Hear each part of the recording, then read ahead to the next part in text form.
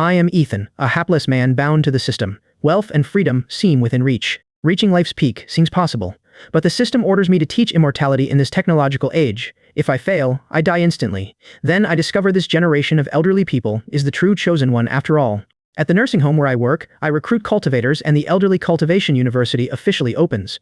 I announce, sign up and get eggs. If you want to improve, follow me. Recruitment begins. Bruce receives my plea. I really want to improve. I've said it so many times. Call me by my title when working. At the board, Bruce catches me playing chess while using my phone. You still want to improve? At your level, volunteers normally have no right to play chess with me. At the board, I point to the final move. Checkmate, Bruce. A laugh comes from Bruce. You can beat me? Haha, what's wrong with playing on a phone? I still beat you. My challenge is direct. How about it? Time to keep your promise. An answer follows. Okay, I'll help you recruit for the senior university. An immediate promise follows. I'll do it right away. Though retired, I still have influence in Jinghai. Now I can only hope Bruce's influence truly works. The danger is real, because recruiting too few students means doom. A few days ago, I awakened a terrible cultivation inheritance system. The system detects declining cultivation inheritance and orders me to promote it. Its first task is guiding the world toward cultivation. Guide 10 people to cultivate immortality in 3 days. Success unlocks the supreme sight. Failure means immediate death. In this technological age, finding students is difficult.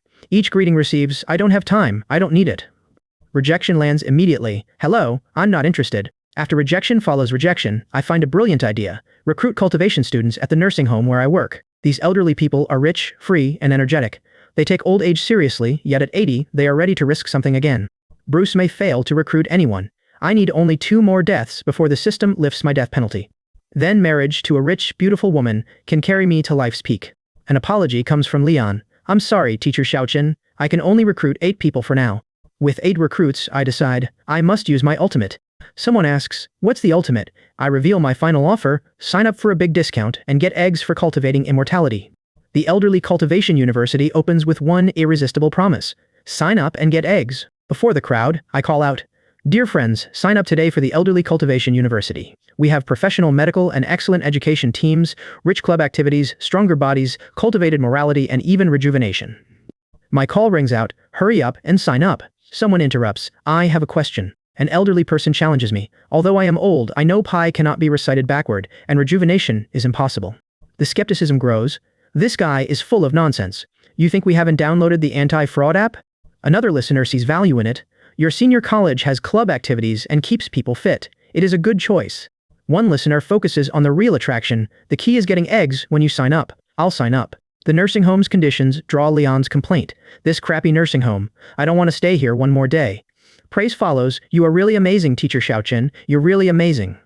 The system confirms. Congratulations, host. You guided 10 people to practice, removed the death penalty, and succeeded. Death finally releases me. The system announces, congratulations on unlocking the Immortal Mountain Gate, unlocking the System Mall, and gaining 10,000 points. The rewards look promising. Your system is quite good. The Immortal Mountain Gate is free. Now let me see the System Mall.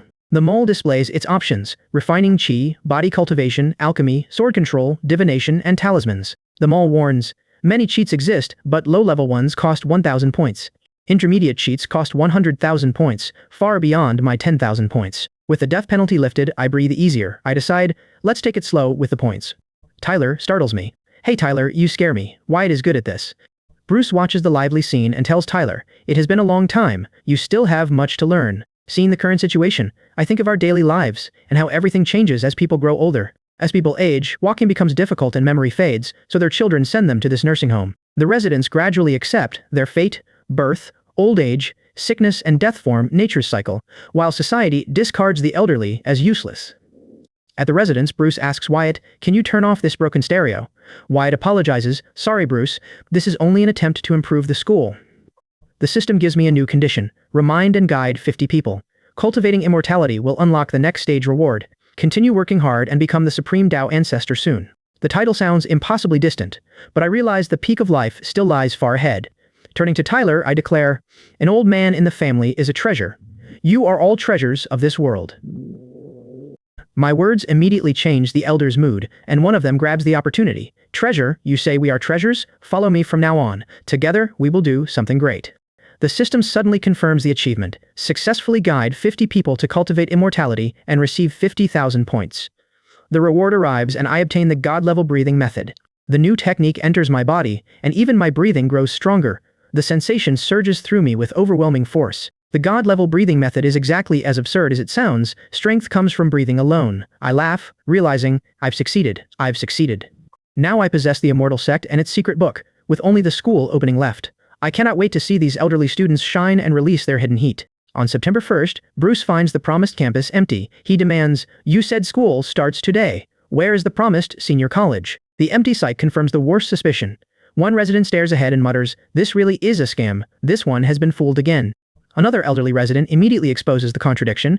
"You came even knowing it was a scam. Did they cheat you of money or did they take your body?" The accused resident refuses to retreat and points back at the others. "Be reasonable. Coming here to expose the scam is allowed. Being right means having nothing to fear." Then the enrollment pitch begins, aimed at every worried elder nearby. "Dear elderly friends, do you feel useless after retirement? Do you feel like a burden to your children?" The offer follows before anyone can dismiss it. For those longing to prove themselves again, the cultivation school is the only choice. The words promise a senior university for the elderly, yet the sudden spectacle destroys the scam theory at once. One resident can only gasp, "How is this possible?" The slap in the face came too fast. The announcement grows even more unbelievable. The cultivation school is a comprehensive university dedicated to immortality.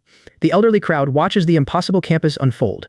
A phoenix suddenly appears above the school, and disbelief spreads through the crowd. Someone points upward and cries, "A phoenix? Impossible. Absolutely impossible. Is this a special effect?" At the school entrance, a resident gasps, "Wyatt's child is amazing." This scene overwhelms everyone. Laughter rings across the entrance as the host finally reveals the truth. "Dear students, the wait is over. Welcome to the Cultivation School. The Immortal University officially receives its first class, recreating Infusic in Virus Propically 1980 bricks." The host immediately turns the welcome into self-praise, smiling toward the crowd.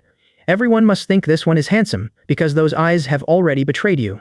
Among students, a cultivator raises his chin.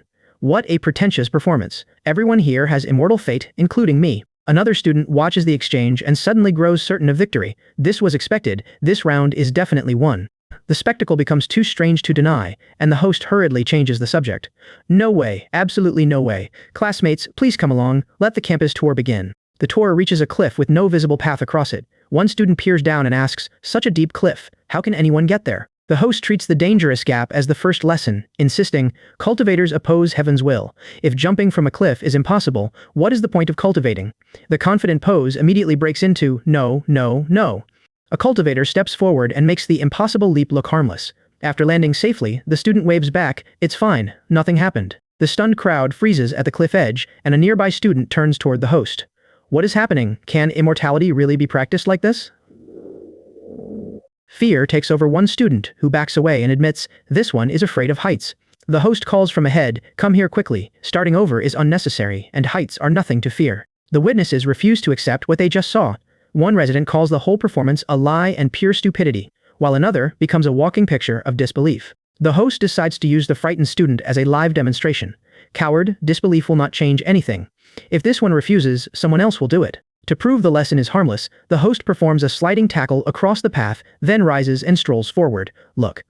A sliding tackle, followed by a casual stroll. The host turns back toward the frozen students and laughs at their hesitation. "What are you still doing? Come on." With the demonstration complete, the host gathers the class and gives the final order. "Students, let's go." The impossible sight shatters every ordinary explanation. A student stares at the clouds and cries, "How is that possible? Newton's coffin cannot hold this anymore." Another student finally decides to test the path, stepping forward with careful resolve. "This one will try. Walking on clouds is really possible." One skeptic still clings to the scam theory, remembering old lies about being picked up from a trash can. The student vows this scam must be exposed personally. Above the gathering, the cultivation school announces, "The Immortal University officially opens. Please upgrade its level quickly." Higher levels strengthen breathing effects, but managing the cultivation school still promises a long road. The system urges, "Keep working and raise your popularity quickly." I rally everyone, watch me lead this group toward greatness. I call, Sunset Red Cultivation Group, "Move out. Come on, everyone, let me show you around the campus." A low-level spiritual spring unlocks, washing away fatigue and strengthening bodies. Finally, it activates. This is a great start. Wow. Ancient charm fills every corner of the campus before us. An elder exclaims, "It's wonderful, this is a true place for cultivation." Adam scoffs, "It's all fake, the city is full of tricks." Take me back to the countryside. Someone challenges Adam. You still doubt this school? Wake up, Adam. Stop obsessing. Fake is always fake. Even Jesus cannot save you. The declaration instantly becomes a scream. Help, help, you were right. Never again. No more stubbornness. Laughter erupts. You deserve this. That's the consequence of stubbornness. This is hilarious. Someone calls, Wyatt, save him quickly. I look over and say, old man, just stand up. The water only reaches your waist, so stop acting. Only carelessness. Losing face would be worse. Someone notices, look, his hair has turned black. I explain, students, this isn't an ordinary swimming pool. It's the spiritual spring. Those who know, know. The spiritual spring, Dean marvels. That's incredible. Facing the students, I declare, first wash away mortal dust, then begin your immortal journey. Go ahead. Everyone surges forward, shouting, go, go. Laughter breaks out as another voice urges, then take it, let's go. Laughter rises around the spring. Wyatt is right. One elder proposes, since we're here, let's soak in the spiritual spring too. Another exclaims, these facial wrinkles already feel reduced. It's like anti-aging. Hey, black hair is growing on his head. This is youth returning. The spiritual spring really can strengthen our bodies. Laughing, I announce, you old babies, prepare for your new lives. These are school rules. You must obey them strictly. Violation costs your cultivation, or even your life. Someone protests. What? There are no laws here. You dare kill us? This must be bluffing. Facing their challenge, I answer, naturally, no. But this campus has many restricted areas. You are all mortals now. Enter those places, and you will certainly die. You're only bluffing. Turning to Bruce, I order, distribute these to everyone. One for each person. Understood. Bruce accepts the task. Then I emphasize, these school rules are vital. Every student must read and recite the full text. The system now has 99 students. A question hits me, how can that number quickly reach 100? The system orders, buy a random creature egg and enroll it as a student. I blink. A random creature egg? What is that? I ask. A random creature egg costs 10,000 points. The system explains, it hatches an intelligent creature. The best outcome is a legendary species, such as a dragon or phoenix. The worst is an ordinary pig or dog. I do the math. 10 recruited students might buy me only a pig? The system answers, yes. I reconsider this gamble. That risk is too high. Forget it. Recruiting 100 students is the proper path. I choose that reliable route. I decide. Buy it. Buy it. Give me one random creature egg.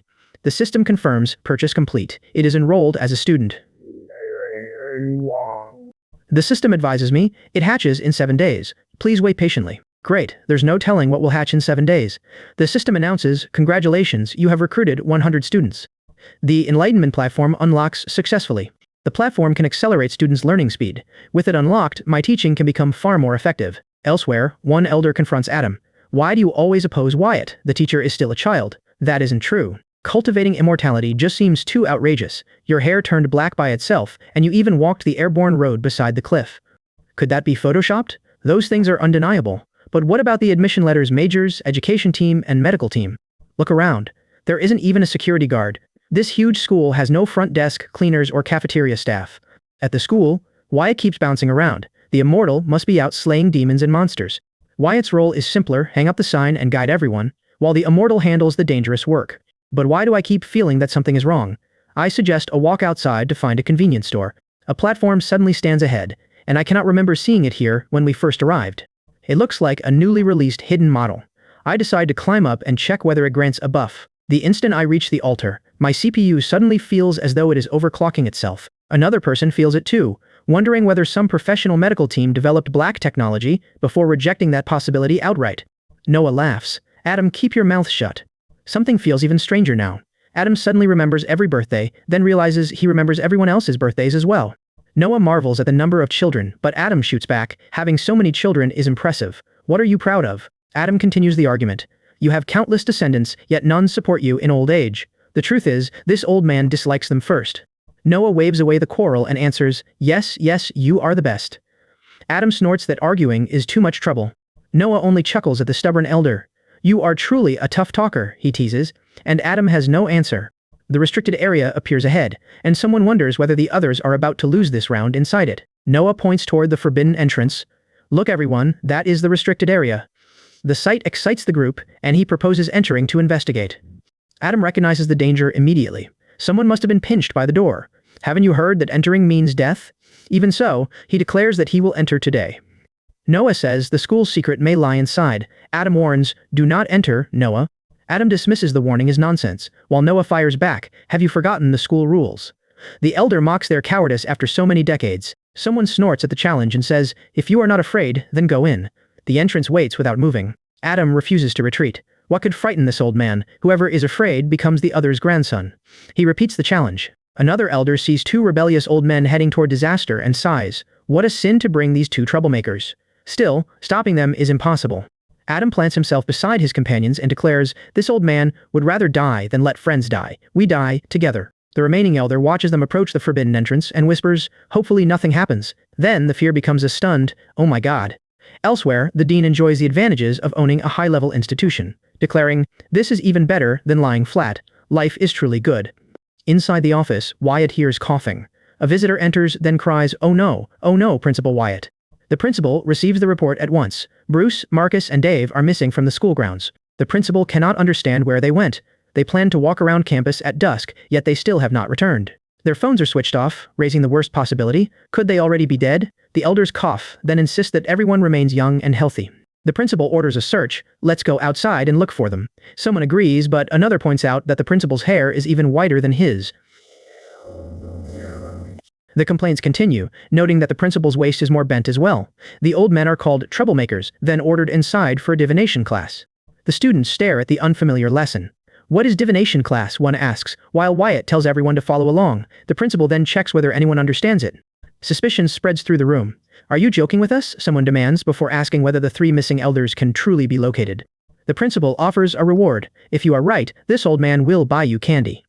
The explanation follows. Divination predicts the future through hexagrams. The diviner proudly lifts his head. With these skills, the result will be a masterpiece. The principal answers with an approving yes. After a long series of gurgling sounds, the diviner finally reassures them, do not worry, Bruce and the other two are not in danger. Then the reading suddenly catches his attention. The principal presses for an answer. Have you figured it out? Did you already know? The diviner brushes aside the speed and asks where they are. The divination reveals the location. They're in the forbidden area of the array forest. The principal is horrified that the three elders dared enter, then orders everyone to move. The principal commands them to enter the formation forest and bring the three old men back. The students volunteer, but Wyatt suddenly claims a stomachache. Wyatt refuses to join the search. Another student agrees with the principal, then asks whether danger awaits inside. Since no one can handle it, the group decides not to go. The principal accepts that decision, but Wyatt warns them, this place is even stranger than the square dancing grannies. The formation forest now feels impossible to trust. I study the formation forest and shudder. This place contains 3 arrays governing illusion and killing. No wonder they sing lullabies to lure you in. I worry about Tyler and the other 2. Could the formation kill them? Tyler still owes me 2 caddies of eggs. The teacher reassures me, they only triggered a maze and got lost wandering around. They won't die, you can really get those 2 caddies back. A startled cry breaks out. What's the big deal? Someone points toward the moving tree. Isn't it just a tree that can run? Is a running tree really wild? Wyatt, you should be more careful. During the day, 3 people break into the forest. Did you see that? The group thanks the principal and waits behind. Thank you, principal, wait for us. Wyatt faces the 3 intruders. Who let you enter this restricted area? Who gave you the courage? Dean drops the accusation and praises Wyatt. Wyatt, you're our savior for finding us. I look at the people caught in the formation. It's all my fault and I've implicated them. No doing foolish things without consequences. The elders try to reassure the principal. Don't worry, we're still young and strong and we can carry them back. I point toward the surrounding trees. It's a piece of cake. Come here, 3 trees. Help me carry these 3 people back. The 3 trees answer with hesitant sounds. The teacher confronts us at once. What are you doing? I've told you repeatedly not to enter the restricted area.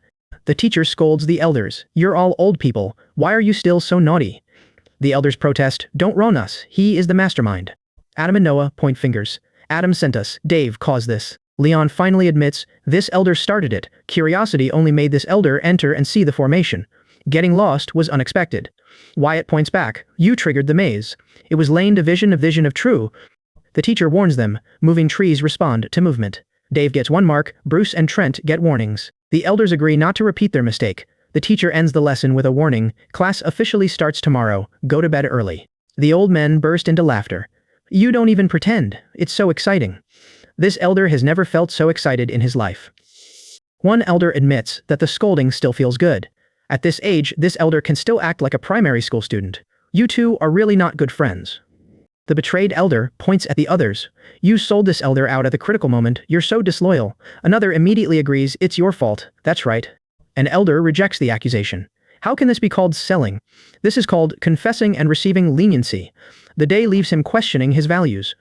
With class beginning tomorrow, the elders discuss their choices. What major did you choose? One elder answers, the divination department. Harvey admits, I hear Wyatt used divination to find us, but I miss it. Someone remembers the elder's former trade. Didn't you say you were a blacksmith when young? Then choose the key refinement department. The suggestion is accepted. Yes, that's good. I turn toward the teacher. Tell me more about refining chi. The teacher begins the explanation. Besides personal strength, magic tools are also important. Breathing practice creates magical tools. The teacher gives a practical comparison. Good tools help, sharpen them. You were a soldier? I treat the path like weapon research. Then I must become the nation's #1 chi cultivator. I never expect this to become an old man's passionate anime. Class begins, and the teacher orders everyone up. Good morning, teacher. The class receives the greeting. Good morning, class. My phone rings during class. I answer, Dad, it's me. My father immediately asks about senior college. How are things there, son? Why did you call? I explain why I called. I came to senior college to see you, but this address is only a cliff. There is no senior college, Dad. My father refuses to believe me. You're not deceived. Nonsense. A common man naturally can't understand this place's magic. This father has eaten more salt than you've walked. My father's pride flares. How dare you question me? I soften the exchange. Okay, I know you want to save face. The accusation turns back on me. Did you deliberately lie about senior college while staying at your comrade's house? You're such a common man. I cut the argument short. I'm too lazy to talk nonsense with you. What do you want? Speak up and get to the point. Class is still waiting. My father finally states his purpose. This father only wants to ask, what's the password to your safe? The answer catches me off guard. That's my birthday. What's your birthday again? The response stays deliberately mysterious. The answer comes when you celebrate your next birthday. A voice suddenly turns toward the older man. Dad, hey. The older man treats the confrontation as nothing serious. It's just a small scene. To get rid of such unfilial children, study hard and become independent in the future. The lesson resumes before anyone can complain. Old babies, let's continue our class. This is the basic manual of immortal cultivation. Have you all got it? The students answer together, yes. The teacher welcomes everyone into the university. Welcome to the Immortal Cultivation University. You will learn various immortal cultivation skills here. The opening speech turns toward their future. I hope you can apply what you have learned, change your life, and add luster to the school. Today, your alma mater is proud of you. The encouragement stretches beyond graduation. Tomorrow, your alma mater will be proud of you. The response is simple. That's great. The first lesson begins with the question that defines their path. What is cultivating immortality? The answer challenges the limits of ordinary life. It's like fighting against God. People's lives are already so short, so just accept your fate. But cultivating immortality is different. The teacher says, after cultivation you can fly, gain great strength, and live long. Mortal matters will not concern you. The promise ends with a hopeful assignment. Then, you can live a happy life. 4 months later, I hope everyone here enters the next semester and learns more advanced immortal cultivation knowledge.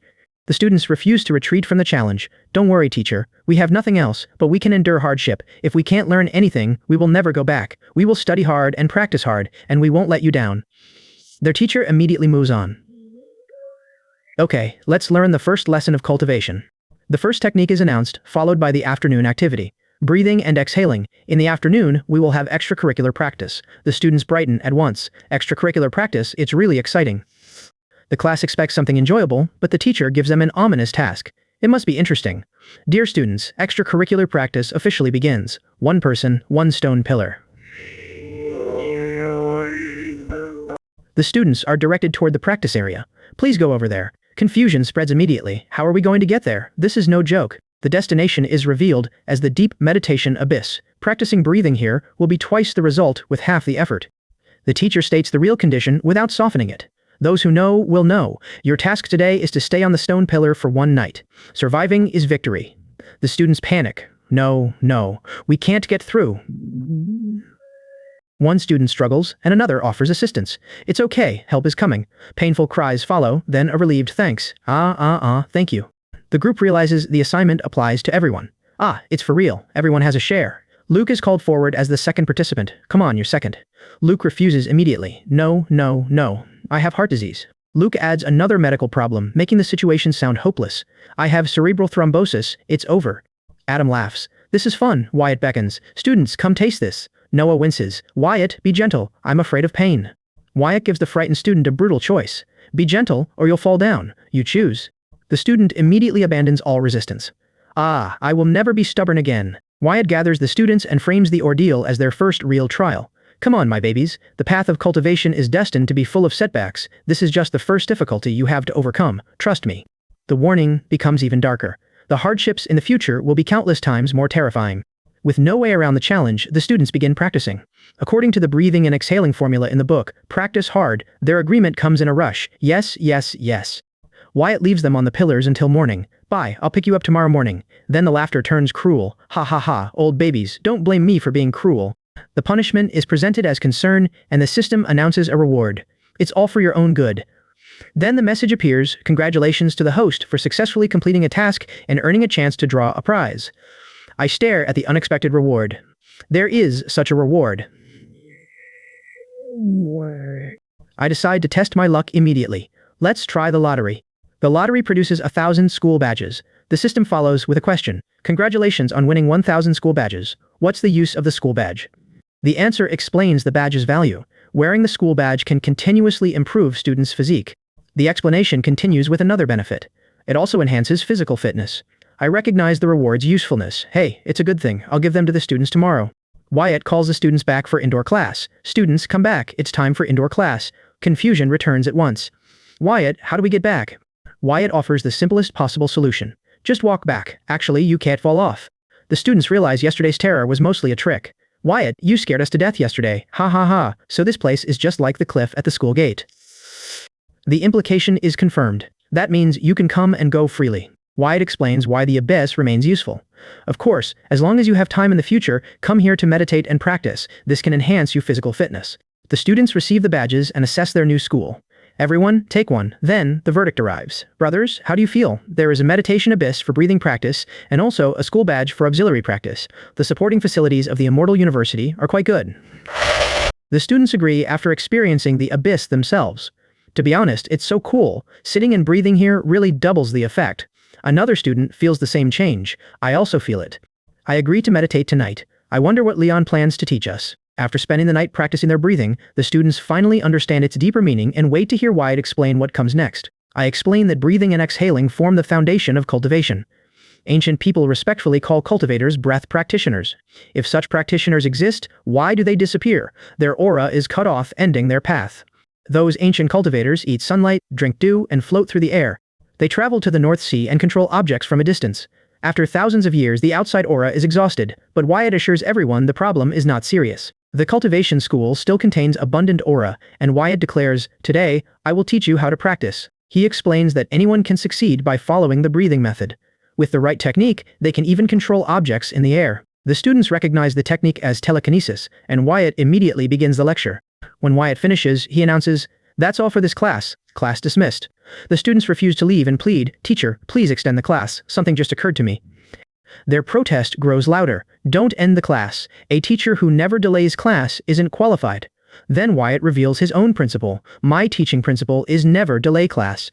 6. Ingrains.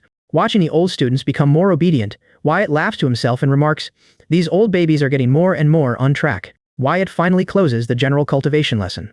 That's all for today's class. Next, we begin the professional Qi cultivation class. He gathers the students who study Qi cultivation and sends everyone else to practice alone. As Wyatt leads them away, one student wonders, where are we going? The students realize that their first professional class is actually Qi cultivation, and one immediately regrets not signing up for that department.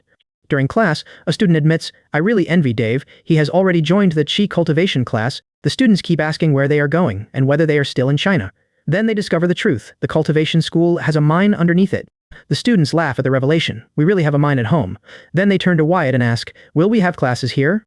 Wyatt quickly corrects them, of course not here. No, we're here to mine. The supposed professional lesson becomes manual labor. And becomes manual labor. Adam protests at once, you actually ask these old bones to mine for you. His complaint makes the others realize how far this class has strayed. Psalm defends himself by pointing at Bruce and Simon. Bragging to Bruce and Simon was the whole point. If they find out about this, where will I put my face? Noah looks at Adam and says, cheer up, why does your life seem so good? Song gives up arguing and tells the others, forget it, some things can't be envied, study by yourselves. Wyatt looks at the 6 old men and sees them dreaming of instant success despite their age. He warns them, becoming immortal is not easy. Their laziness forces Wyatt to reveal his true ability. It seems that I have to show my true skills, or these people will keep fooling around. Wyatt orders the old men to stand. Stand up for me. You look like eggplants struck by frost. Are you ashamed to be cultivators? He presses harder, challenging their resolve. Is going against the heavens only talk?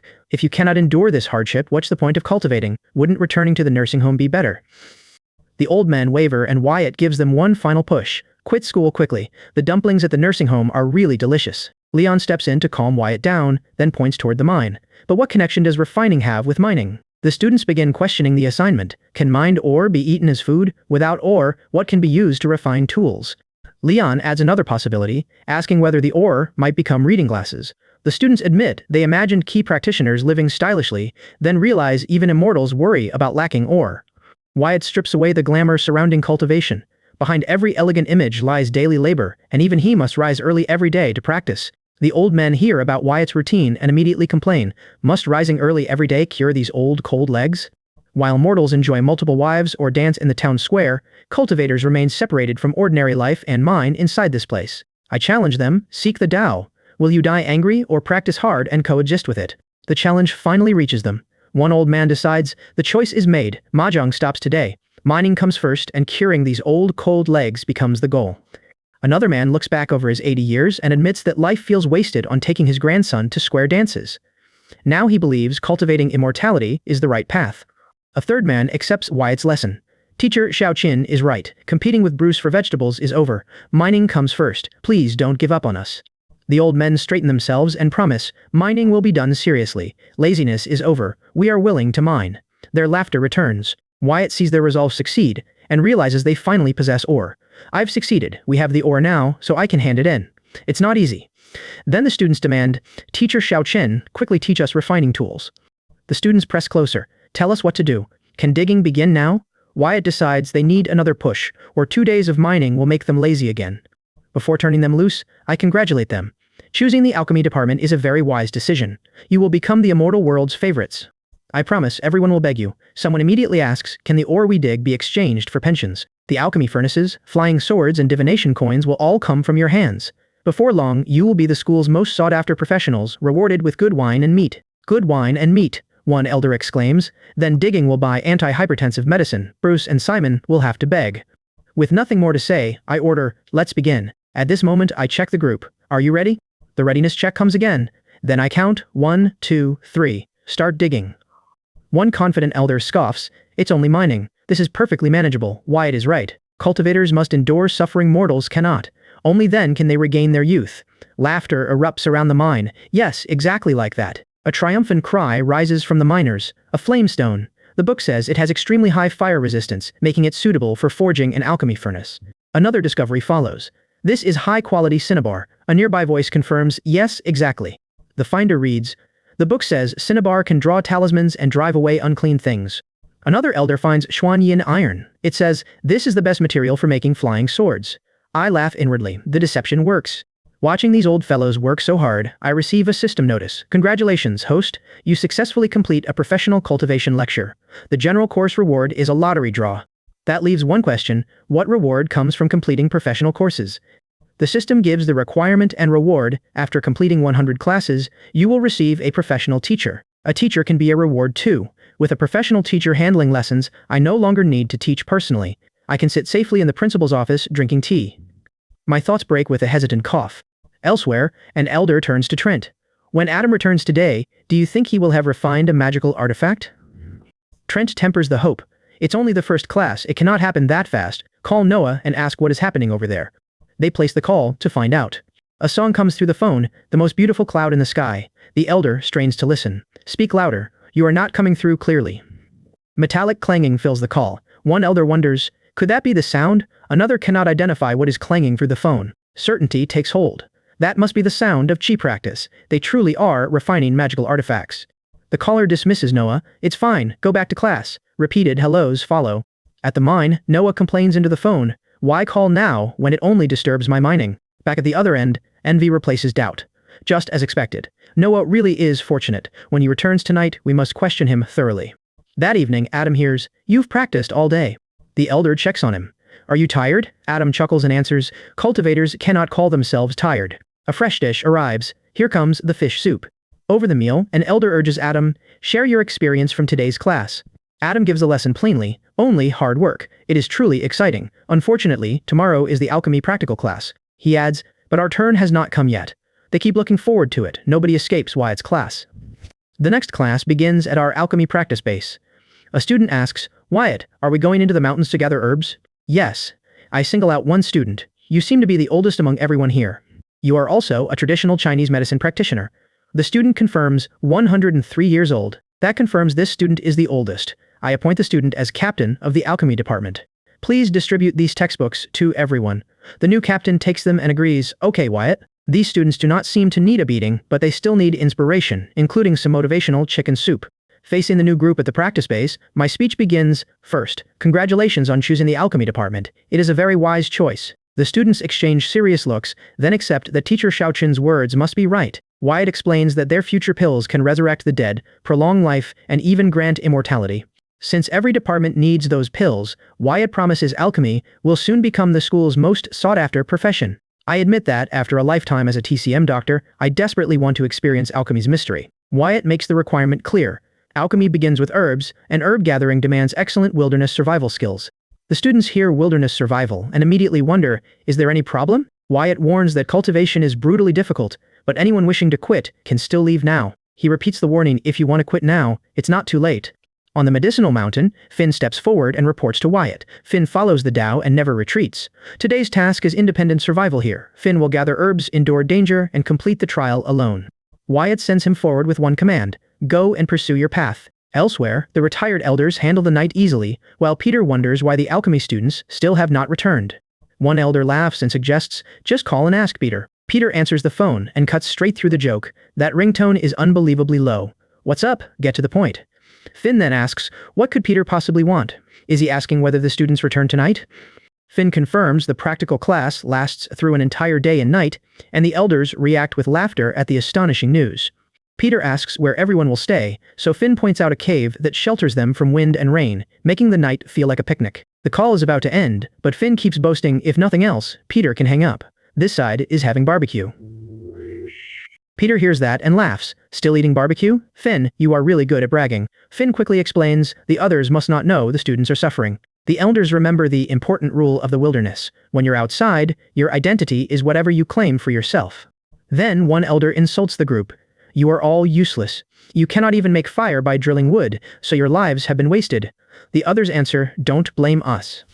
Another elder points out the absurdity. At 103 years old, you still cannot make fire by drilling wood.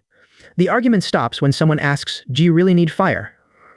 I realize that neither cold nor hunger troubles me, and the answer points back to the holy spring. Our time soaking there must be protecting us. I recognize how far Wyatt has gone for us, then curse when the realization becomes impossible to ignore. At that same moment, Wyatt hears the curse and wonders, who's cursing me? Tomorrow, that department suffers instead. Wyatt chooses the divination department, but the elders immediately challenge him. Aren't you teaching a practical class? Why come to the mortal world? The old man fires back. You are the mortal. Your whole family is mortal. Wyatt studies the offender and warns, since you are already cultivators, do not behave like ordinary people. The lesson lands and the student admits learning it. Wyatt's encouragement forms a complete set of motivation, comfort, and grand dreams, while the old man finishes his own three-part speech. He continues by praising divination's broad employment prospects, calling it an impressive and cool choice. Wyatt presents divination as a jack-of-all-trades major. Every department needs its predictions, so its graduates soon become the school's most sought-after professionals. A student celebrates the prospects, then remembers the cost. Divination reveals heaven's secrets and changes the future, so consequences and retribution are unavoidable. The student turns toward Wyatt and asks, do you mean everyone will die a bad death? Wyatt answers, yes, not really. The contradiction reveals a solution, and Trent praises the elder who discovers it. That's right. Marcus, you have a brilliant mind. The students press Wyatt for the answer, and he gives them a single order, go, begging. The group recoils at the idea, but Wyatt explains, begging repays heaven's credit card in advance. He clarifies the method, use the suffering you endure to repay the debt in installments. One student immediately declares, a serious mistake has been made. This student wants to become a beggar. A student strikes a theatrical pose and declares, call me beggar, I debut today. The newly formed beggar gang erupts in laughter. The spectacle becomes a lesson in self-reliance, with every elder accepting that this ridiculous performance is essential. Each elder receives a broken bowl and prepares to beg, while one student worries, Trent will answer the phone, won't he? The answer comes quickly, Trent has already been told. Then Bruce turns to Luke and asks how the practical class is going. The call reaches Luke, and the response begins with a confident assurance. The matter is covered, and I stay busy chasing a high score. I wonder what kind of hardship Bruce faces tomorrow, then laugh at the thought. Today it is finally my turn. I look forward to it, because I have been waiting for this moment for days. I question Trent and the others, but they keep their mouths sealed and reveal nothing. Do these old babies really understand cheating? I turn toward Wyatt and ask, Teacher Xiaochen, where is the practice class for our sword control department? Wyatt laughs and points ahead. It is just ahead. It is called the Cultivation Valley, the Cultivation Valley. The name alone sounds powerful. When we arrive, I look ahead and announce, this is the Sword Burial Valley. I stare at the place and blurt out, ah, isn't this a graveyard? The answer confirms my suspicion. You're right. Every sword cultivator who has fallen through history is buried here. This is a mass grave. I look over the graves and realize what awaits us. So our practice here is digging graves? Ah, the valley makes the so-called practical class feel painfully clear. Is this what the so-called practical class is like? The assignments are divided with brutal simplicity. Almost. Noah is mining, Finn handles wilderness survival, Marcus is begging, and you, Bruce, are digging graves. The hidden assignments finally make sense to me. I see, no wonder they didn't leak any information. The lesson leaves no room for comfort. Cultivating immortality goes against the natural order. How could it ever be easy and comfortable? I understand the trap and grin at Wyatt. I see, Teacher Xiaochen, I understand. I have successfully fooled them. Wyatt keeps the scheme moving and offers his congratulations. Then continue inspiring them. First, I must congratulate you on choosing the sword control department. His reason is simple, and he calls the choice wise. It is a very wise choice. I immediately question the advantage. Really? Why? Is my choice better than Noah's and Marcus's? The answer follows, of course. The sword control department has strong combat power. The promise sounds even greater than raw strength. You have a special name, Sword Cultivator. You can fly with your sword through the sky. It won't be long. The future he describes makes the profession impossible to ignore. You will become the most envied profession in the school.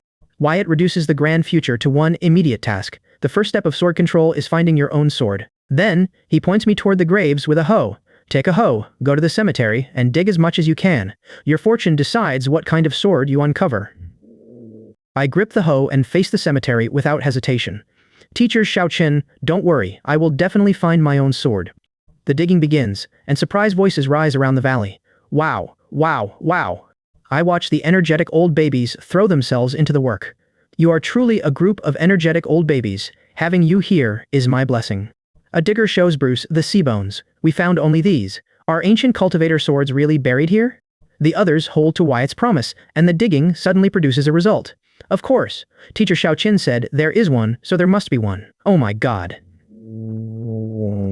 Underground, Dean lifts a spirit sword and declares, this is a spirit sword. Dean dug it up. Really, take a look. The discovery is genuine, and Bruce urges immediate action.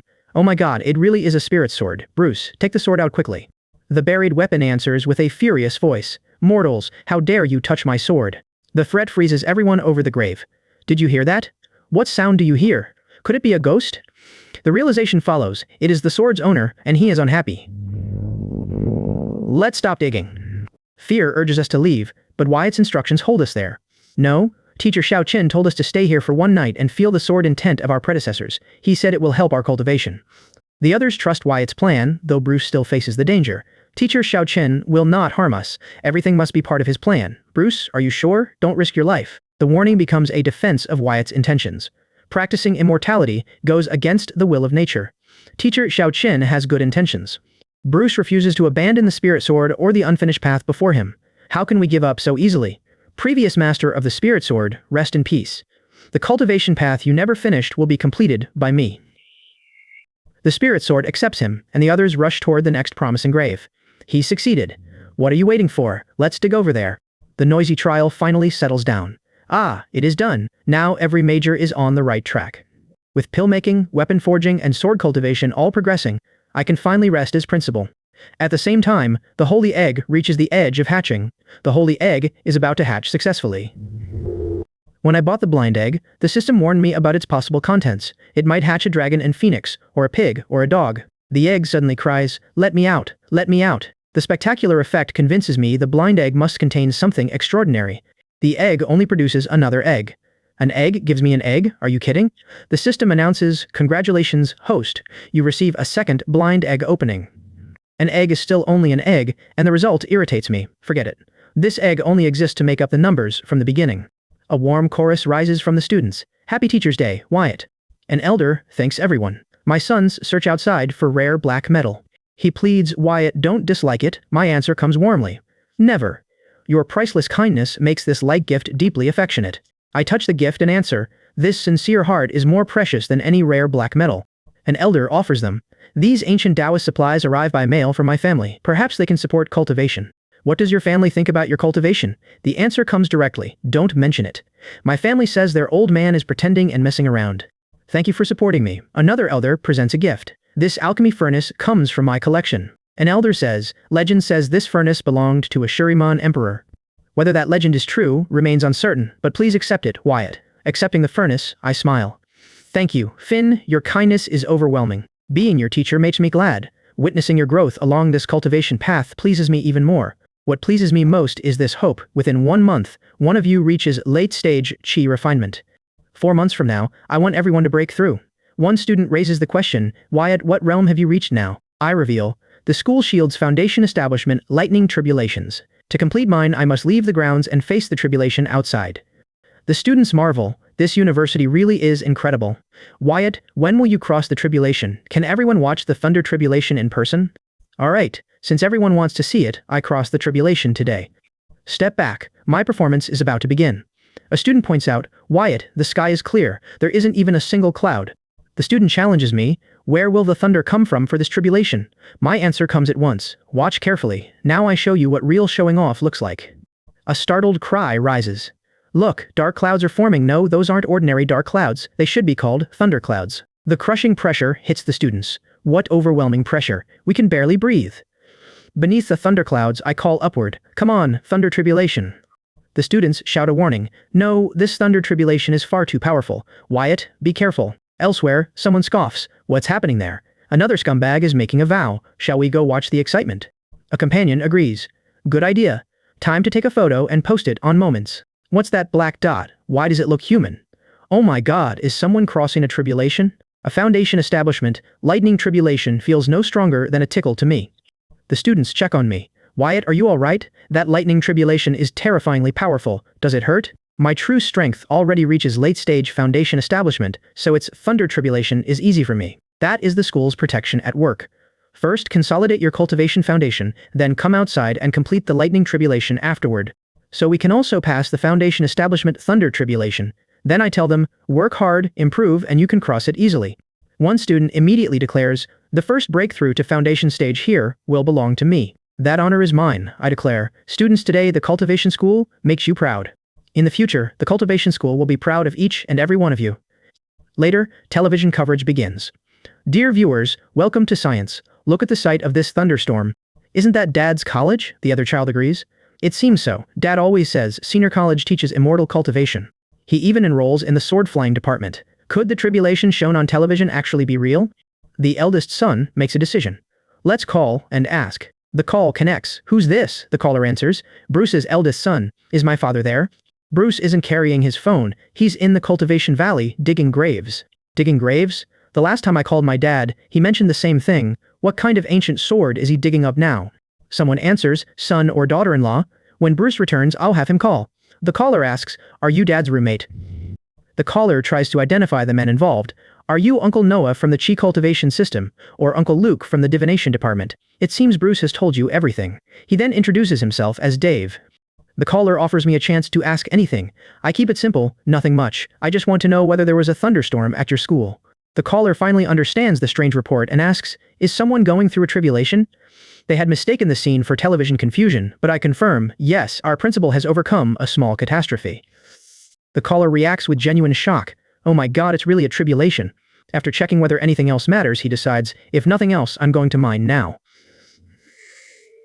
I still need to prepare more materials for class, so I repeat the task before waving Noah off. No, Uncle Noah, you go ahead. Dad said he's going to cultivate. The caller struggles to accept what has happened. Then the possibility becomes undeniable. Could it be true? There really is something like cultivating immortality. The revelation reaches television before I can process it. The caller stammers. I really didn't expect that. I'm on TV for crossing the tribulation. The host receives congratulations. The Immortal Cultivation University gains 10 popularity points, and the system marks the increase with a brief, satisfied reaction. The spiritual energy value rises as well. The higher that value climbs, the stronger the god-level breathing method becomes. The move works beautifully, and I can feel the golden core stage drawing closer. I'm coming to the golden core stage. Over the next few days, every department enters its second stage of teaching. My old students remain energetic, charging ahead with their training. The alchemy department picks up sledgehammers and somehow turns into a weightlifting department. Then herb collecting transforms it into a rock climbing department. The sword control department begins flight practice and immediately becomes a cliff jumping department. Meanwhile, my blind egg of life welcomes its second hatching. I am as excited as ever when the shell opens, but the result is just as helpless as before. The egg has hatched another egg. As my teaching hours accumulate, I earn a chance to draw from the high-level lottery. Its advanced rewards promise far more than the ordinary draw. Luck finally favors me, and the trial secret realm unlocks. I immediately decide to hold the midterm exam inside that realm. The announcement lands heavily. Midterm exam. I explain the rules clearly. The exam will focus on professional ability and practice level. Study hard and prepare carefully. Don't try to get away with it. I have sharp eyes. A student quickly reassures me. Teacher Wyatt, don't worry. I will pass this exam. Then he turns toward Luke and challenges him. I really look down on you, Luke. Are you satisfied with just passing? Luke refuses to accept that judgment. He boasts, I've never scored less than 90 in my life. Back in the Imperial examinations, I was also among the top students. Can A. The challenge only makes him more determined. Who says I can only pass the exam? If you don't believe me, let's compare. The contest turns physical before anyone can settle it with words. Through the pain, one side declares, let's compete, and the loser is the grandson. Before the midterm begins, I set one more target for everyone. I hope you can quickly cultivate to the late stage. The students realize how extreme that target sounds. The late stage of chi refinement.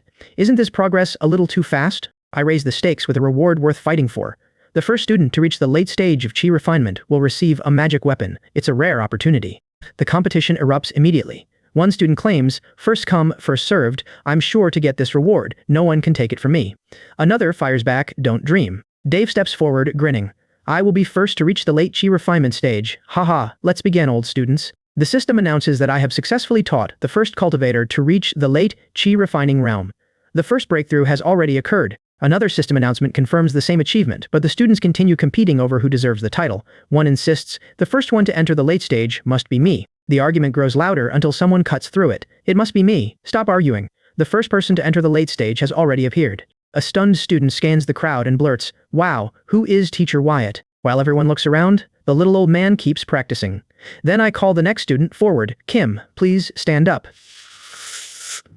Kim rises and announces, Teacher, I'm in the late stage of key refinement. I look toward Teacher Wyatt, and his expression makes the result even harder to believe. The students suspect a mistake, but the answer comes immediately. Yes, Teacher Wyatt, the breakthrough is real. I point to Kim, the only student in the practice system. How does the chi refinement system reach the late stage first? Nobody believes this, right? I ask Dean to step forward and prove it properly. Close your eyes, gather energy, sync your chi to your dantian, and release your breath. The test leaves no room for doubt. The late stage of chi refinement is genuine, and the released breath carries powerful force. I present the promised reward and explain its use. This treasure is called the Xuanling Pearl. It contains spiritual energy, so you can carry it with you for cultivation. This is the promised reward. Run spiritual power through it, and you can recognize the treasure. The Elder Beams. Thank you, Wyatt. The Xuanling Pearl is an incredible treasure, and the first place prize is gone before our eyes just like that.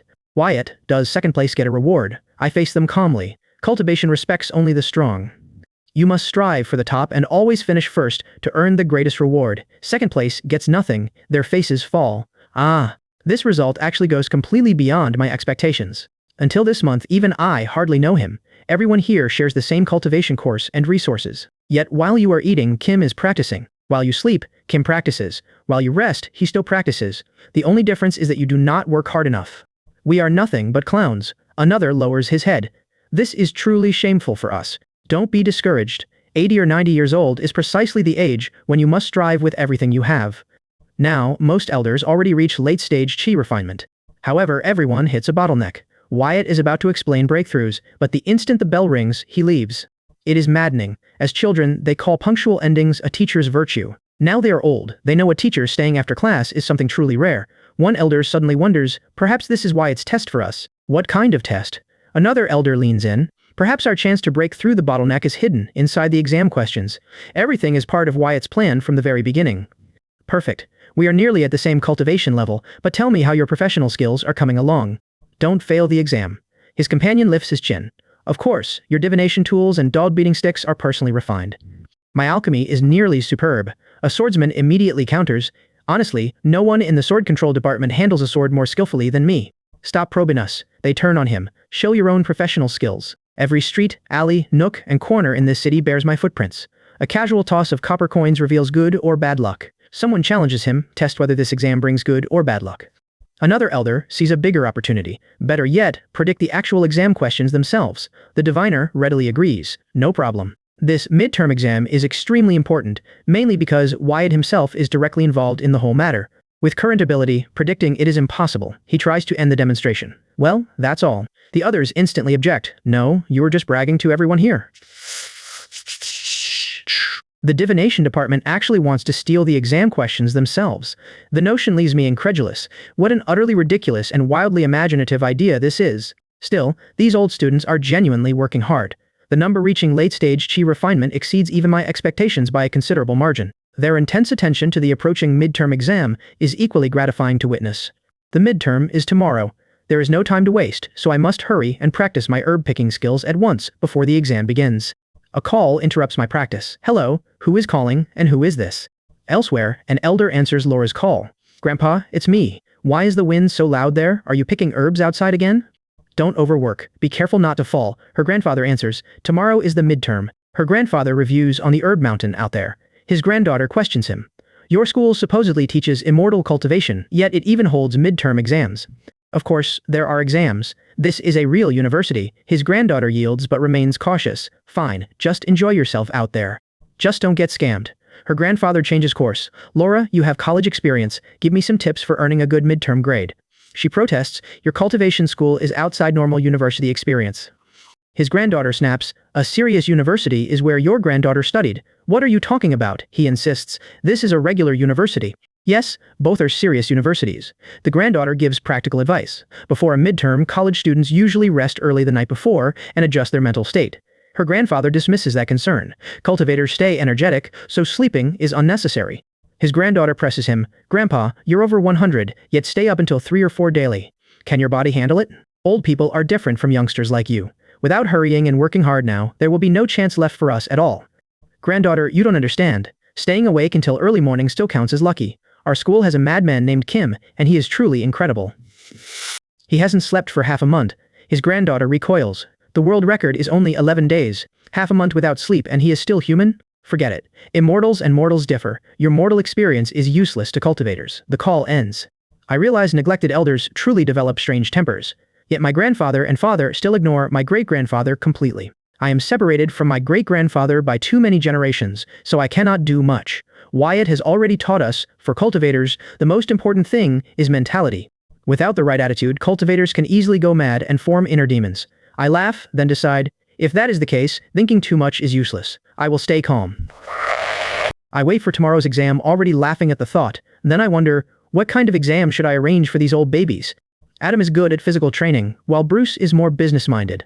I consider their different strengths and ask myself, should I increase the intensity for them? I understand the situation at once. The old babies are waiting for my devil training, and tomorrow's exam gives me the perfect opportunity. Someone suddenly sneezes and admits, I have a bad feeling. The uneasy warning hangs over the elders before the exam even begins. Bruce feels his right eyelid twitching and asks, why is my right eyelid twitching? I just calculated it with my fingers. His unease only grows. The elders fear tomorrow's exam will be difficult, but the long-awaited midterm exam arrives today. No one can avoid the test any longer. The examiner faces the students and acknowledges their preparation. I know you have prepared for this exam for a long time. This exam is a battlefield and a touchstone. The test is meant to expose every problem in their cultivation. The examiner continues, as cultivators, I hope you strictly follow the code of student conduct of our Immortal Cultivation University. The rules are made plain before entry, follow the examination rules and resolutely do not cheat or plagiarize. The examiner raises the standard for everyone, show your level and your friendship, surpass yourself and strive for new heights. The light gate opens before the students. They receive one final instruction, surpass yourself and set new heights. Step through the light gate and begin your great midterm examination journey. The same encouragement echoes again as the students prepare to enter, surpass yourself and strive for new heights. The repeated words send them toward the trial. Despite their age, the old people remain full of vitality. They face the examination with energy instead of retreating. The examination site formally welcomes the students. Welcome, Chi cultivation students, to the midterm examination site. The trial realm stands before them.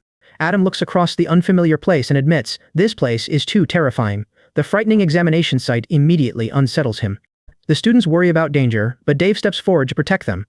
He declares, with me Dave, here I will not let you get hurt in any way. Students of the Chi cultivation department, a true Chi practitioner, can train anything. Dave's declaration continues with the standard of their department. Nothing cannot be hammered. Then the assignment appears, within 6 hours, use the 100 forging hammer to kill a flame monster. The examiner explains the condition clearly. If you succeed, you will pass the exam. After that, you must rely on yourselves to complete the next step. One student decides the task seems manageable. The students realize Wyatt has not watered down their examination questions. The real difficulty is finally exposed before them. The command comes immediately. Stop talking nonsense. Take out your hammers and start killing. The students have no time left for complaints. A startled cry breaks out as the battle begins. The flame monster is already forcing the students to react. Adam's key refining department proves its courage at once. Its bold style explains why the elders charge forward so fearlessly. Someone warns Adam before he goes too far. Adam, do not underestimate the flame monster. The warning reaches him as the fight intensifies. Adam unleashes the final move of the white hammer technique, destroying all. The attack lands with a sharp cry, but the battle is not yet settled. One student finishes his part and tells the others, brothers, I am done here. You guys keep going. He leaves the remaining fight to them. Adam calls for help, but Wyatt's rule leaves no opening. There is no cheating, so you can only solve it yourself. Adam must continue without assistance. The others receive a limited promise of protection. Do not worry. When you are in danger, I will help you. Then the speaker adds, forget it. I will not die for a while. I grip my weapon and force myself onward. Passing this exam is no longer optional, so I declare, I must pass this exam. The students look again and realize the flame monster is still alive. One of them corrects the others. No, it is not dead yet. The remaining students are warned to stay careful. The flame monster suddenly reveals its deadly trick. This flame monster can split after death. Panic follows as someone asks, can we kill it? What should we do? Leon and Wyatt's teaching returns to the students' minds. At the highest realm of a Chi practitioner, nothing in the world cannot be trained, and nothing cannot be hammered. The impossible challenge demands that principle. The students attack again, driving their hammers toward the monster. One fighter roars, die you, and throws everything into the strike. The result shocks everyone when the monster divides before them. A student can only exclaim, it can even split. The hammer count reaches 100. The required number is finally complete. I reveal the strange technique inspired by an egg within an egg within an egg within an egg. I personally develop what I call the weirdest of the weird. I worry that Adam and the others may begin doubting their entire lives after this examination. Their misfortune is becoming difficult to ignore. The unlucky old men are bound to suffer through the trial, so I turn my attention elsewhere. I decide, let us see how the alchemy department is doing. Peter, this medicine mountain is too big. It is much bigger than our school's mountain, and it is dangerous. Our basic skills are absolutely solid. No matter how big or dangerous it is, this remains a medicine mountain. The instructor faces the alchemy department students. A true alchemist searches from the top to the bottom. There is no place he cannot reach. Find these 3 medicinal herbs. Dean addresses the alchemy department students. Snowy oriole grows atop a 700-meter tree. Lotus grows halfway down a cliff. Purple grass grows deep inside a cave. You have 6 hours. Anyone who gathers all 3 herbs within that time passes the exam. The 3 herbs are displayed before the students. We pick them outside. You should know them, right? The answer comes quickly, no. Fine. Then let us show the other students the power of our alchemy department. Hey, hey, hey. The students grow excited. This is so exciting. I said this is an old man's hot-blooded anime. You still do not believe it. Someone wonders, how long will it take? The answer follows, do not worry. The exam site should be nearby. The sword-flying students receive their challenge. A true swordmaster can soar through sky and earth. There is no road between heaven and earth. The lesson continues. With a sword beneath your feet, there is a way. Another voice agrees, well said. This cliff mountain is the examination for your sword-flying department. Use your swords to fly and climb up this cliff mountain. Tyler stares upward. This mountain is too high, at least 5 or 6 times higher than Eugean Peak. Can we really climb up this mountain? The students measure the challenge. With our physical strength and endurance, this is indeed difficult. But we have 6 full hours. If we fail once, we try twice. The plan grows more stubborn. If that fails, we try 3 times. If we cannot climb one section, we split it into 2 or 3. As cultivators, we must not give up easily. Let us head for the mountain. At the riverbank, Trent and the others wait. Leon finally asks, we have been here half an hour. Where is the examination question Teacher Wyatt mentioned? The answer points toward the trial's secret realm. Teacher Wyatt would not forget to set the questions. They will naturally appear at the riverbank. The divination students are reminded of their duty. Your department must prepare for everything. That is the awareness of divination. A possibility emerges. Could we calculate the examination questions ourselves, just as we did yesterday? The calculation feels different today. Yesterday, a mysterious force blocked me. Today, I can calculate it. The others understand. You mean we should calculate the questions ourselves? I understand. Why do we not try it? Let us give it a try. It is better than standing around stupidly. A warning cuts through their confidence. Divination is good for the right path, but used wrongly, it harms others and yourselves. The teacher watches the old students attempt the test. He thinks, these old students have become immortals and arrogant. I must use the final exam to teach them a lesson. Will they understand my painstaking efforts later? Then the deadline arrives. Time is up. Oh no. The examination ends. It is over. It seems the plan succeeded. Honestly, there is not a single student who passed. The teacher looks over the failed students. I am very disappointed. You did not pass either. Forget it. I am exhausted. More and more monsters are coming. One student protests. I tried my best. The teacher cuts him off. Be quiet. The teacher faces everyone. Everyone failed. Are you proud of that? I gave you chances, but you did not make it. You are the worst students I have ever taught. The reprimand continues. At the next parent-teacher meeting, I will tell them the truth. Reflect on yourselves. Do not say you are from Immortal University. Leon recognizes the tactic. This should be PUA. But Teacher Wyatt, we are the first batch of students, right? Leon lowers his voice. Teacher Wyatt is right. We will correct ourselves. Alas, the failure weighs on the students. Teacher Wyatt must be very disappointed in us. The reason behind the harsh lesson becomes clear. Of course. Teacher Wyatt is full of enthusiasm because he wants us old men to rise again. The retired elders admit failure, then one coughs. What are your exam questions? Are they difficult? Another elder explains, of course. The sword flight test rises 5 or 6 times higher than usual. The speaker once ranks first in the department, yet admits several crashes nearly ended the attempt. The next test uses hammers against monsters, while the monsters multiply like Russian dolls. A confident elder recalls ranking first, then boasts, the count climbs from 1 monster to 10,000. Another elder lowers the standard completely. This is worse than the worst student. Only 1 monster appears from start to finish. The elders search for an answer until one demands, where can this be reported? Adam, haven't you searched for mechanisms? Destroying one might stop the monsters from spawning. The suggestion immediately clicks, and an elder admits, oh, that makes sense. The elders reconsider the remaining subjects and one asks, why didn't this occur earlier? Third, Trent, what's the divination exam question? Trent explains that divination tests neither strength nor endurance. Calculate 1 question and give the answer within an hour. The explanation continues. The answer should be possible to calculate. Actually, the exam questions aren't even known. The elders call themselves the department's greatest embarrassment, while Dean refuses sleep. Why should sleep matter tonight? Finn immediately objects. How can sleep happen after failing the exam? More than half a month without rest could ruin health. Dean answers, this elder is still young, Uncle Finn. Finn reminds Dean that age means little. Even over 100 years old don't give up. Leon and Wyatt said cultivators are children at that age. This has been explained many times. Dean bristles at the title, but Finn keeps teasing, don't call this elder uncle. Dean yields, okay uncle.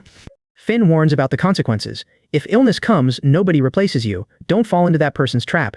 Dean quickly insists, this elder isn't angry. Laura approaches, and the challenge lands immediately. Hey, Laura, you failed. The answer comes with laughter. Laura didn't pass either. Shame turns into motivation as the elders declare, courage grows from failure. Let's see how these old babies face it.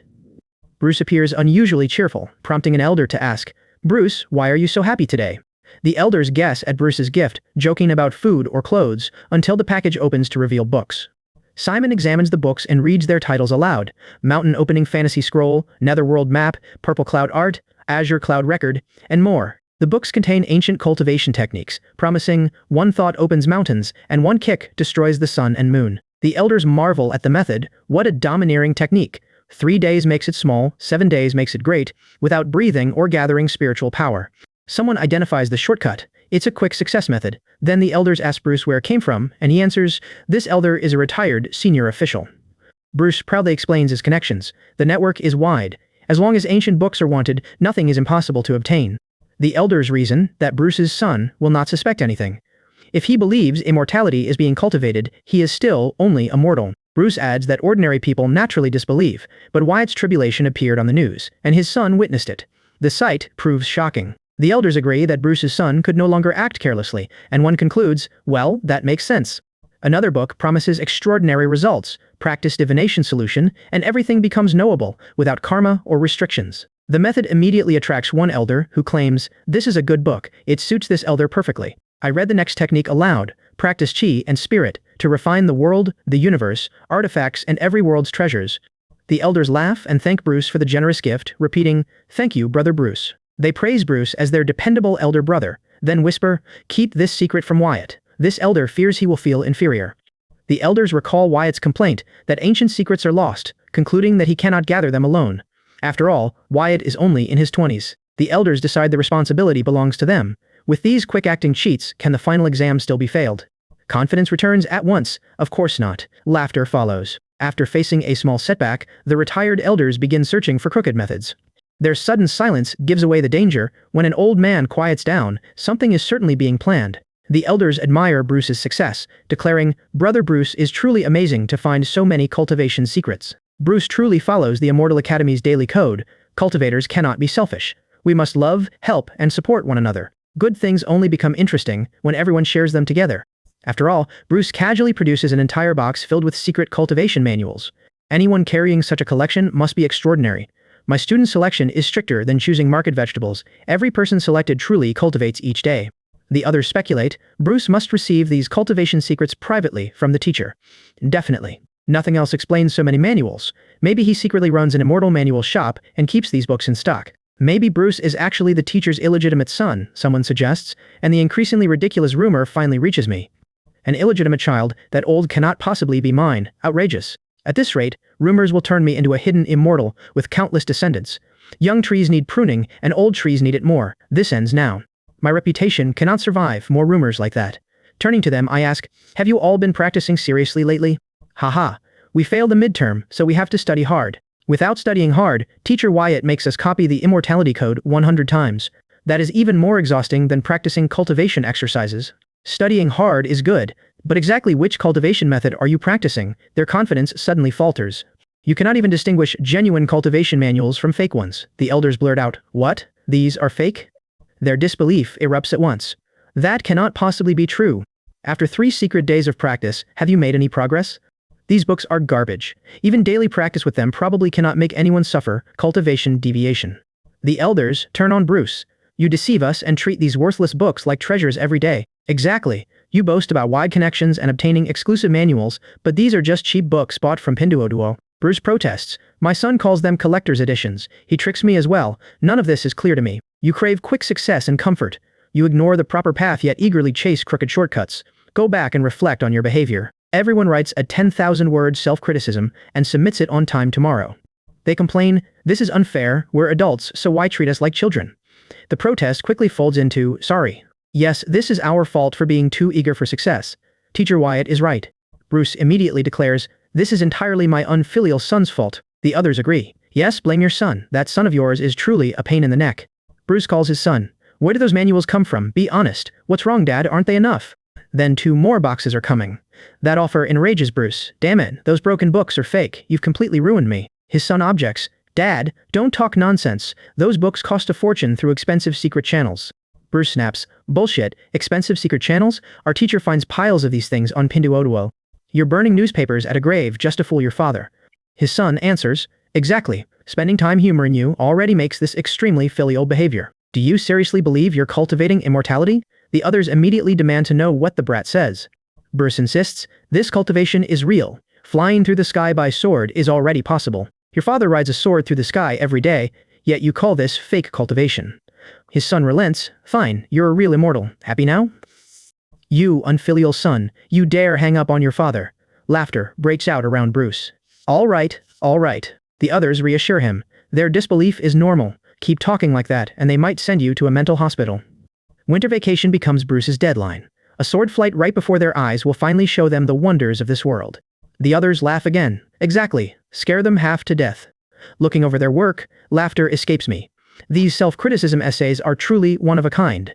After my various tricks and provocations, the old cultivators finally begin practicing like mad. Facing the stubborn egg, I demand, "When will you stop being useless? When will you finally hatch and give me something actually worthwhile?" The system immediately congratulates me as the university gains 10 popularity points. Outside, Trent and the others are divining, apparently making our school famous. Then a woman turns to me and pleads, "Master, can you tell me whether I am carrying a boy or a girl?" Another one.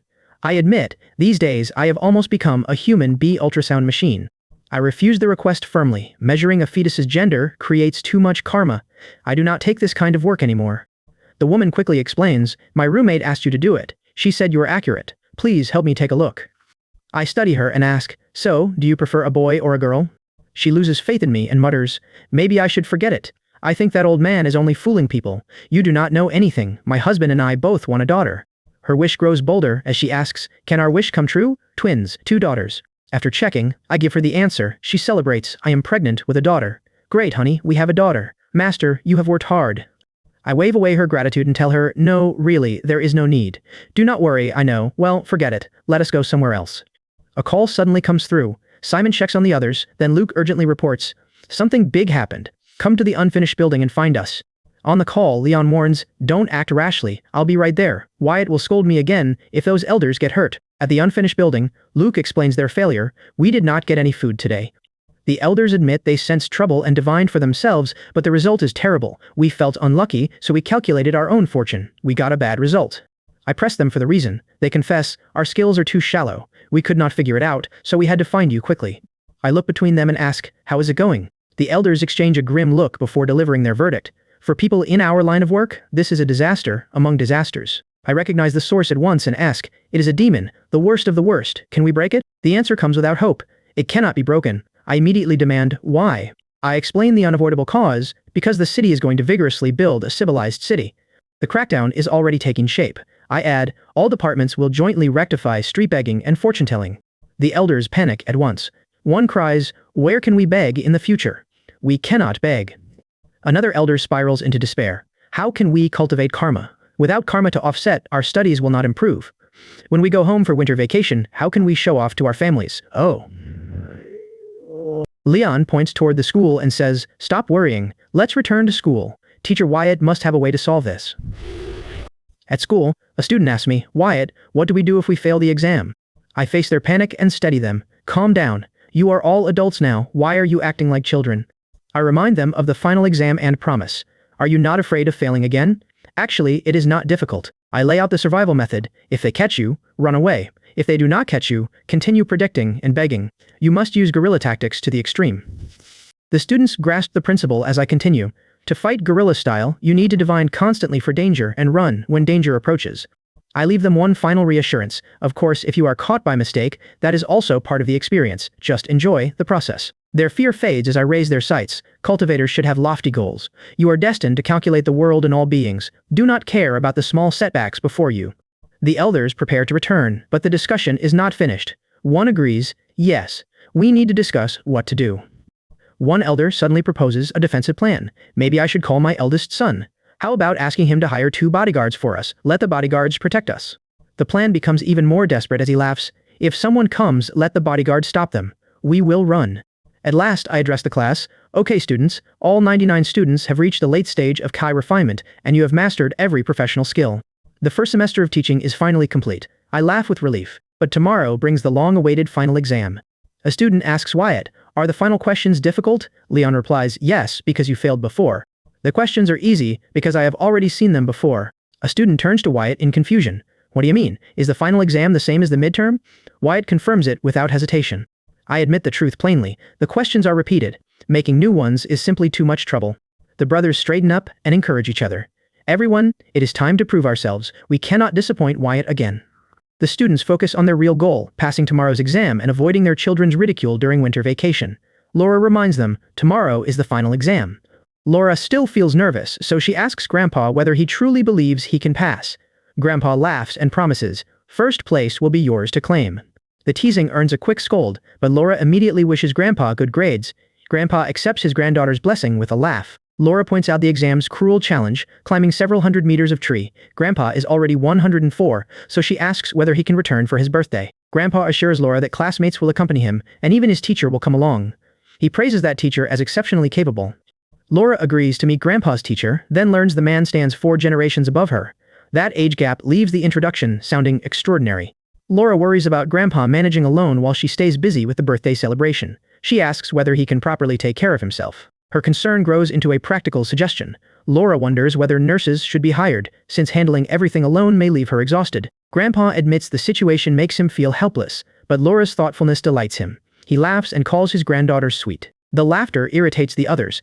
A student warns Laura that failing tomorrow will bring tears, while she accuses him of jealousy and receives a blunt denial. Laura refuses to call it bragging. Among all the students, no one is as considerate as Laura. Only Laura is this thoughtful. The complaint follows that having many children becomes a burden. Dean dismisses the boast, then defends Laura warmly. Laura is no burden, she is a blessing. He immediately cuts off the matchmaking talk and refuses to waste time with Dean. The matchmaking proposal returns anyway. Laura and Wyatt are both single and Dean wonders whether they should be paired. He points out that Wyatt is a cultivator, while ordinary people seek Taoist companions. Ryan calls that idea delusional, then offers a different possibility. What if Laura also practices Taoism? The suggestion earns immediate approval as a clever plan. The compliment lands, but another voice rejects it as nonsense.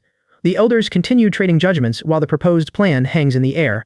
At the examination grounds, the students face a familiar place. Their teacher asks whether they remember their last performance, then laughs at the memory. The teacher reflects on how quickly the term passes. The final exam now measures everything the students have learned throughout the semester. The lesson turns toward recovery. Remember the shame, but release its burden and move forward bravely. The students must carry the lesson into the exam. The teacher reminds everyone of their ultimate purpose, immortality.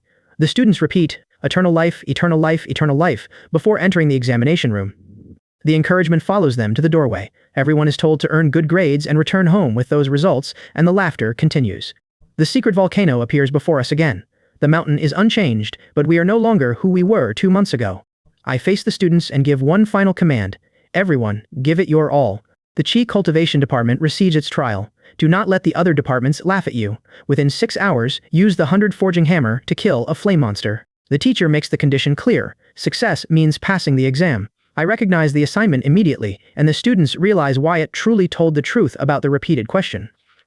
We arrive among the little monsters, and the familiar sight draws laughter. The command comes quickly. Everyone, spread out. The students separate and pull the monsters apart, while the teacher warns them against searching for mechanisms. They acknowledge the order and begin following it.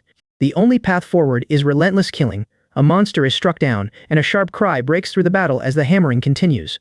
The formation begins to split, sending the students towards separate targets. Each fighter must now handle the monsters independently. I raise the 100 forging hammer and force the students to face the lesson again. Continue experiencing the true meaning of hammering.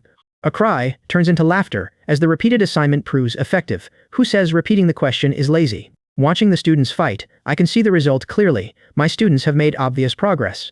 For 2 months, I have climbed this mountain countless times in dreams. When Laura appears again, the reunion feels long overdue. It has been a long time, Laura. I promise Laura that Grandpa will create a miracle for her. Nearby, Peter remarks that Finn always talks about his granddaughter. Peter wonders whether Laura is truly that impressive, especially since Finn wants to introduce her to Wyatt as a girlfriend. Leon laughs and answers that having dreams is a good thing. Leon voices the doubt directly. Wyatt may not like you. Then he challenges the younger generation, asking whether they understand what fate means. At the same time, the alchemy department receives its own assignment. The teacher declares that a true alchemist can travel anywhere, then orders the students to find 3 kinds of spiritual herbs. Snow lotus seeds grow atop a 700-meter tree, while Tian Shan lotus hides deep inside a cliff.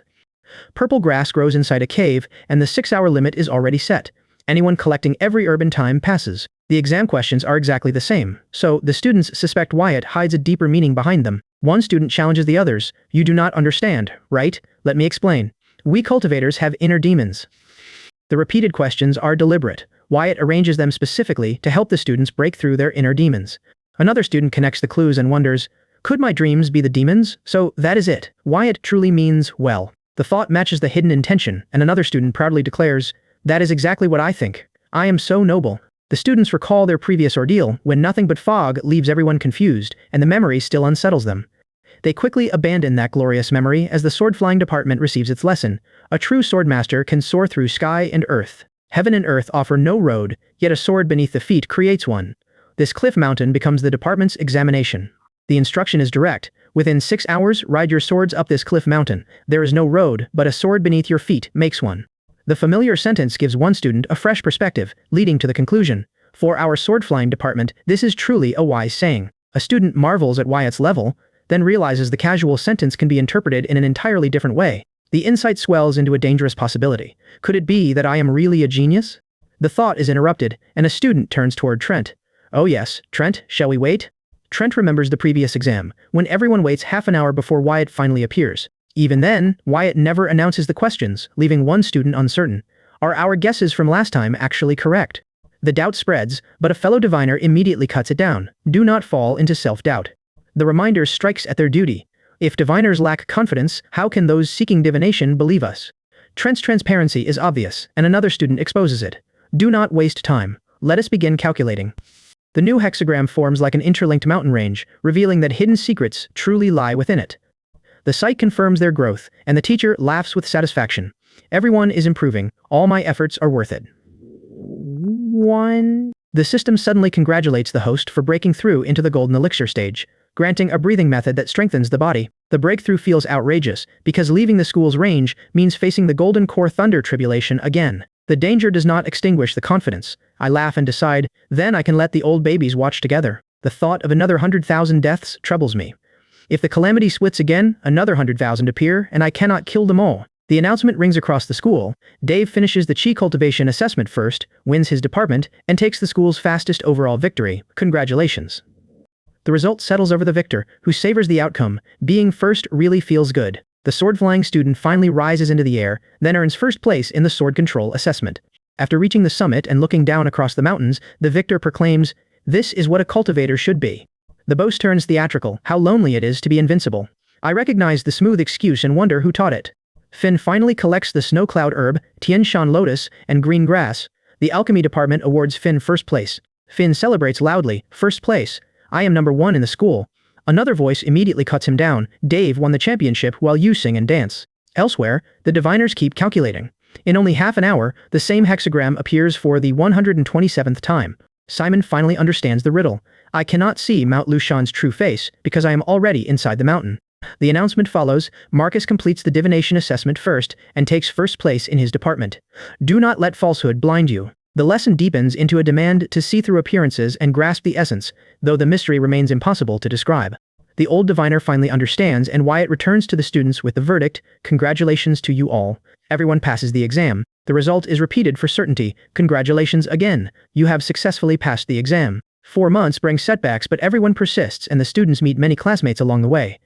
Helping one another, the students make progress together and forge deep friendships across majors and dormitories.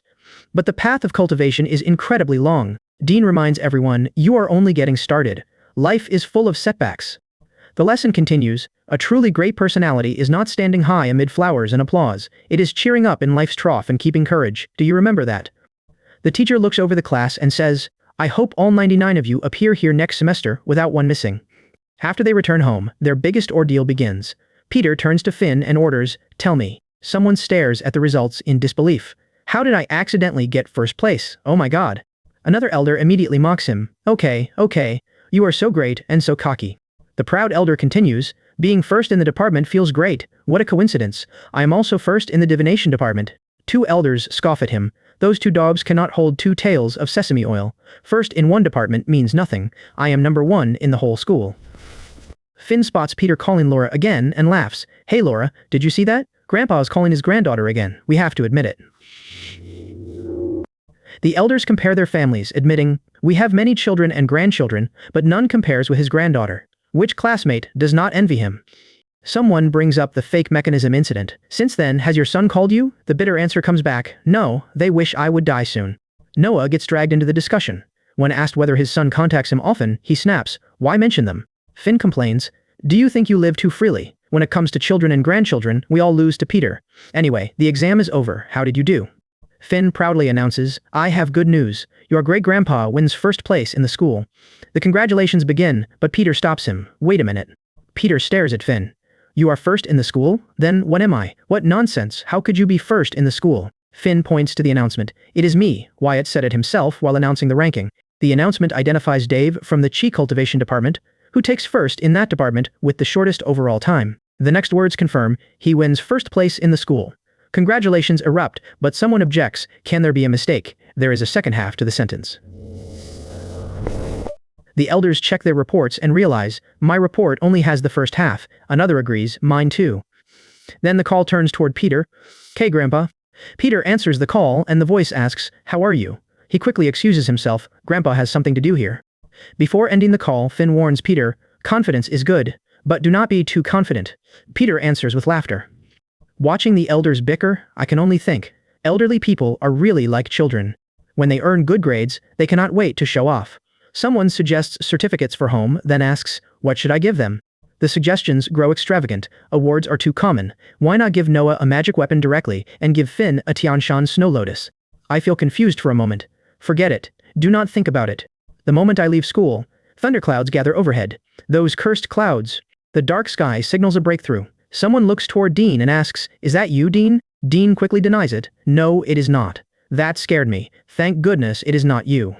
The teacher turns toward me and declares, young man, today, I will give you the last lesson. The thunder suddenly intensifies. Leon recognizes it at once. Golden Core Thunder Tribulation. It is Wyatt. The revelation leaves everyone stunned. She has broken through the Golden Core stage. Oh my god. Even the observers cannot hide their amazement. Amazing. She really is Wyatt.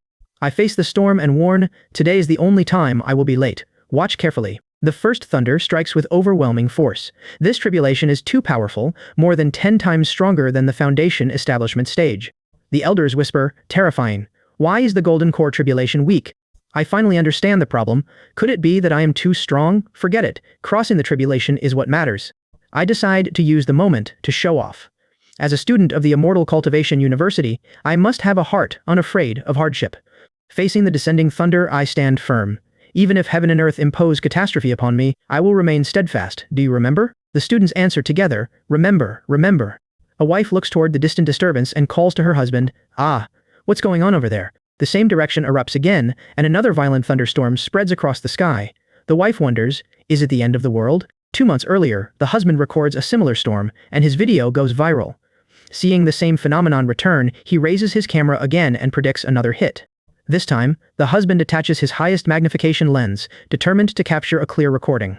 Then he sees actual figures inside the thunderstorm and cries, oh my god, there are really people in there.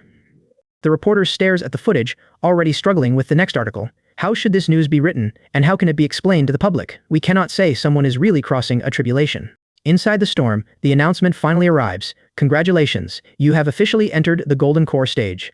The breakthrough is complete. The thunder finally ends, leaving the observer staring at what remains. Oh, it's over. Oh my god, is this the golden elixir? An old cultivator watches the finished breakthrough and thinks about his own future. When can this old man form a golden pill? No matter what, his granddaughter must be introduced to Wyatt. At the final lesson of the semester, the teacher faces the students and leaves them with one last reminder. Remember today's aspiration of cultivators, the will to fight, and the heart to seek the Tao. The teacher reduces that ideal to one final instruction. Follow Wyatt's teachings. Now go home and do not forget the winter vacation homework assigned to you. An elderly student laughs at the assignment, surprised that age has not spared him from schoolwork. At this age, having winter vacation homework is unexpected, but it is quite interesting. Before leaving, an elderly student reminds Wyatt of the coming celebration. Wyatt, do not forget to attend my 104th birthday. And Wyatt, this old birthday star nearly forgot about you. Wyatt answers by adding a special task for the birthday celebration. To celebrate your 104th birthday, I will add one more homework assignment for you. The extra assignment is immediately revealed. Go to the top of the mountain and pick a Tianshan snow lotus for me. The elderly student accepts the challenge with a laugh, confident that it is no longer difficult. Then he turns to the group, dear elders and classmates, goodbye. Before the winter vacation begins, the teacher leaves the students with one responsibility. Remember to uphold and consciously promote traditional cultivation culture and maintain the reputation of the Immortal University. A student reassures Wyatt before departing. Do not worry, Wyatt, goodbye. The farewell follows the end of the semester. The next day, the short-lived thunderstorm video spreads across the internet. The reporter recalls that a figure appeared in the sky during the previous storm too, but this recording is clearer. He presents a detailed comparison chart. The reporter compares both images and reaches a conclusion. These two people should be the same person. Then the lightning around the figure shocks him. Oh my god, how many lightning bolts are on this person's head? A meteorologist blames El Niño. Another observer scoffs, nonsense, call it a weather effect instead. An observer scoffs at the experts' explanations. These experts are analyzing nonsense again.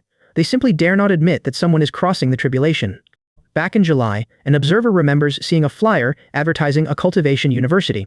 The memory now seems strangely relevant. At first, the observer believes the person behind that flyer is crazy.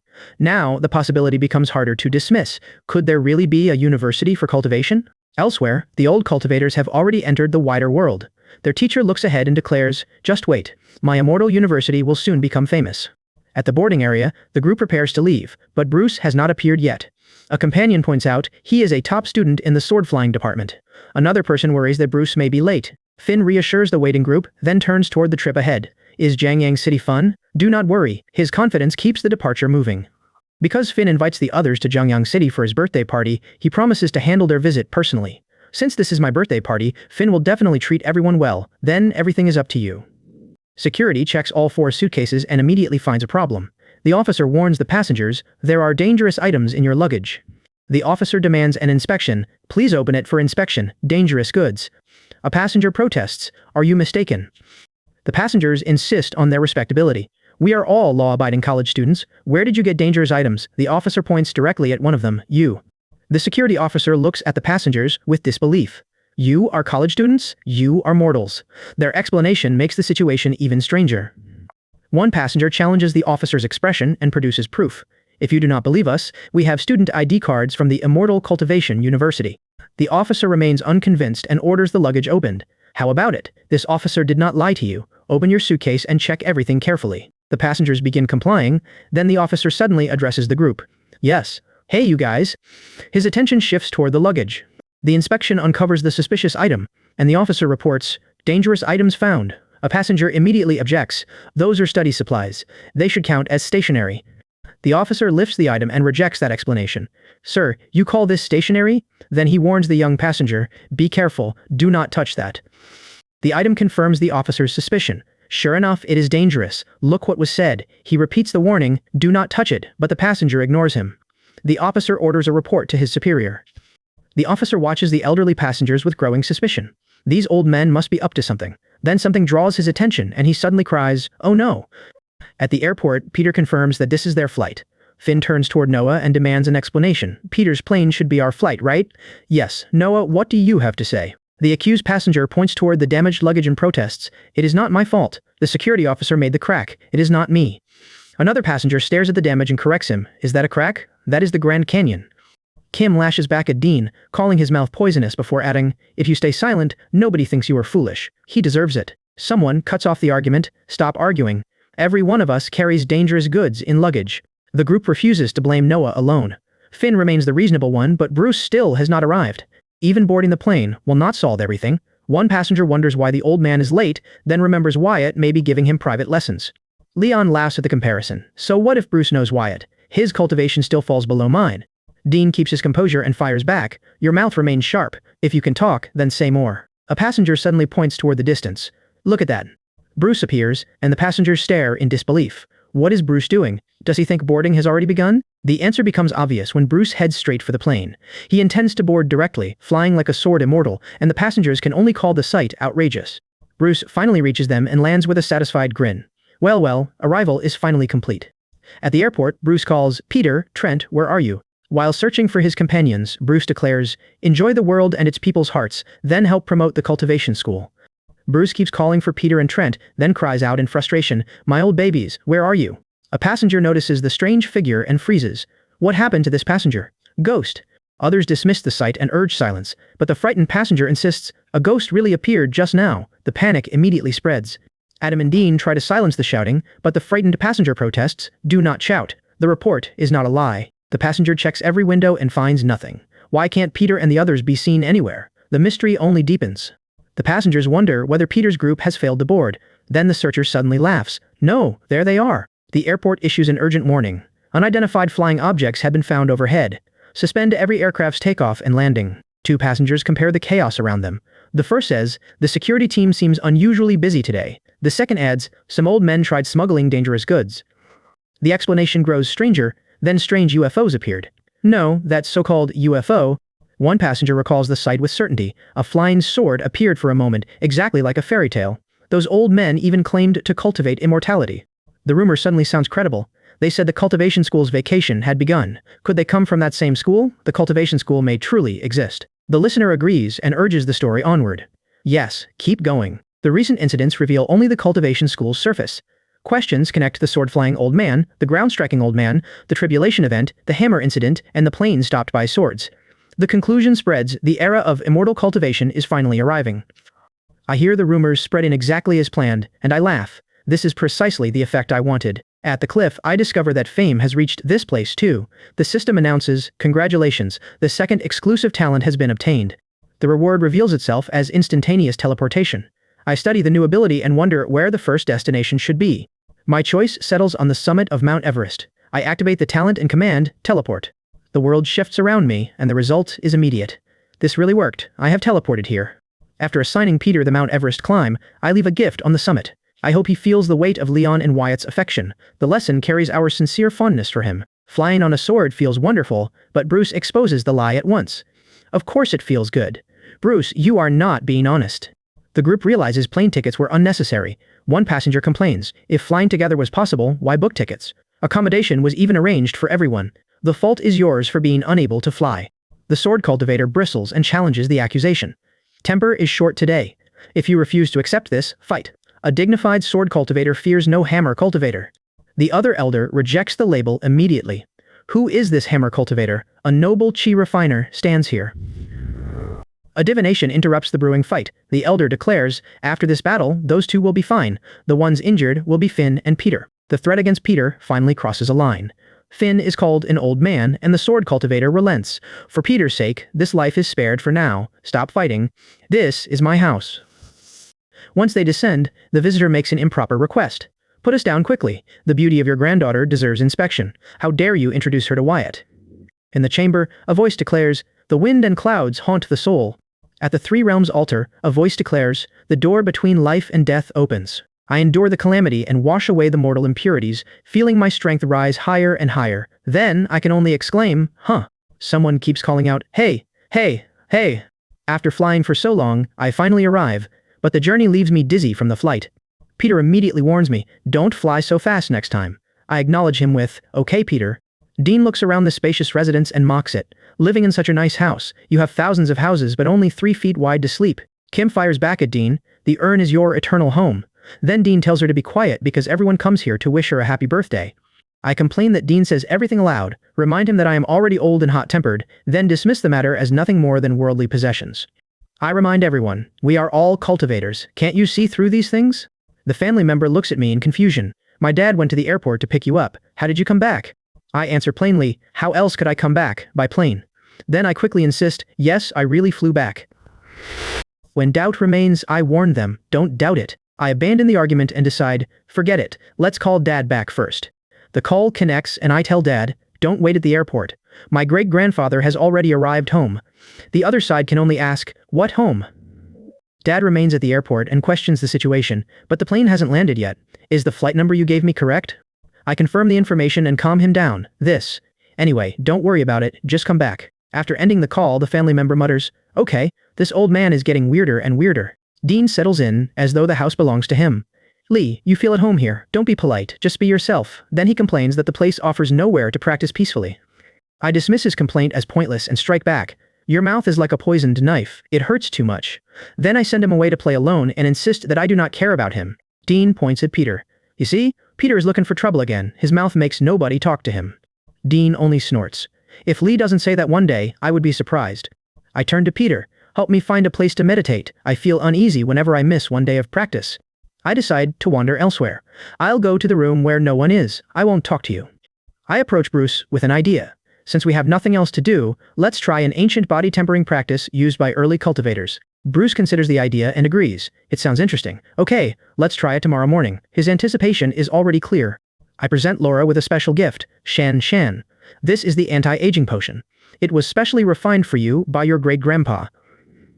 I explain its effect and lower my voice with a warning, it can keep your skin young and beautiful. Don't tell your mom or grandma.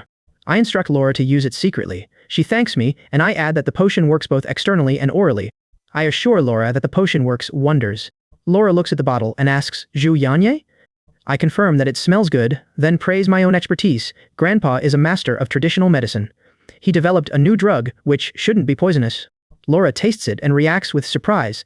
It tastes good. Oh my god, no. I suddenly realize the mistake. Oh no, I only told Shanshan the usage last night but forgot to mention the dosage. Oh my god. Panic seizes me as I stare at the empty bottle.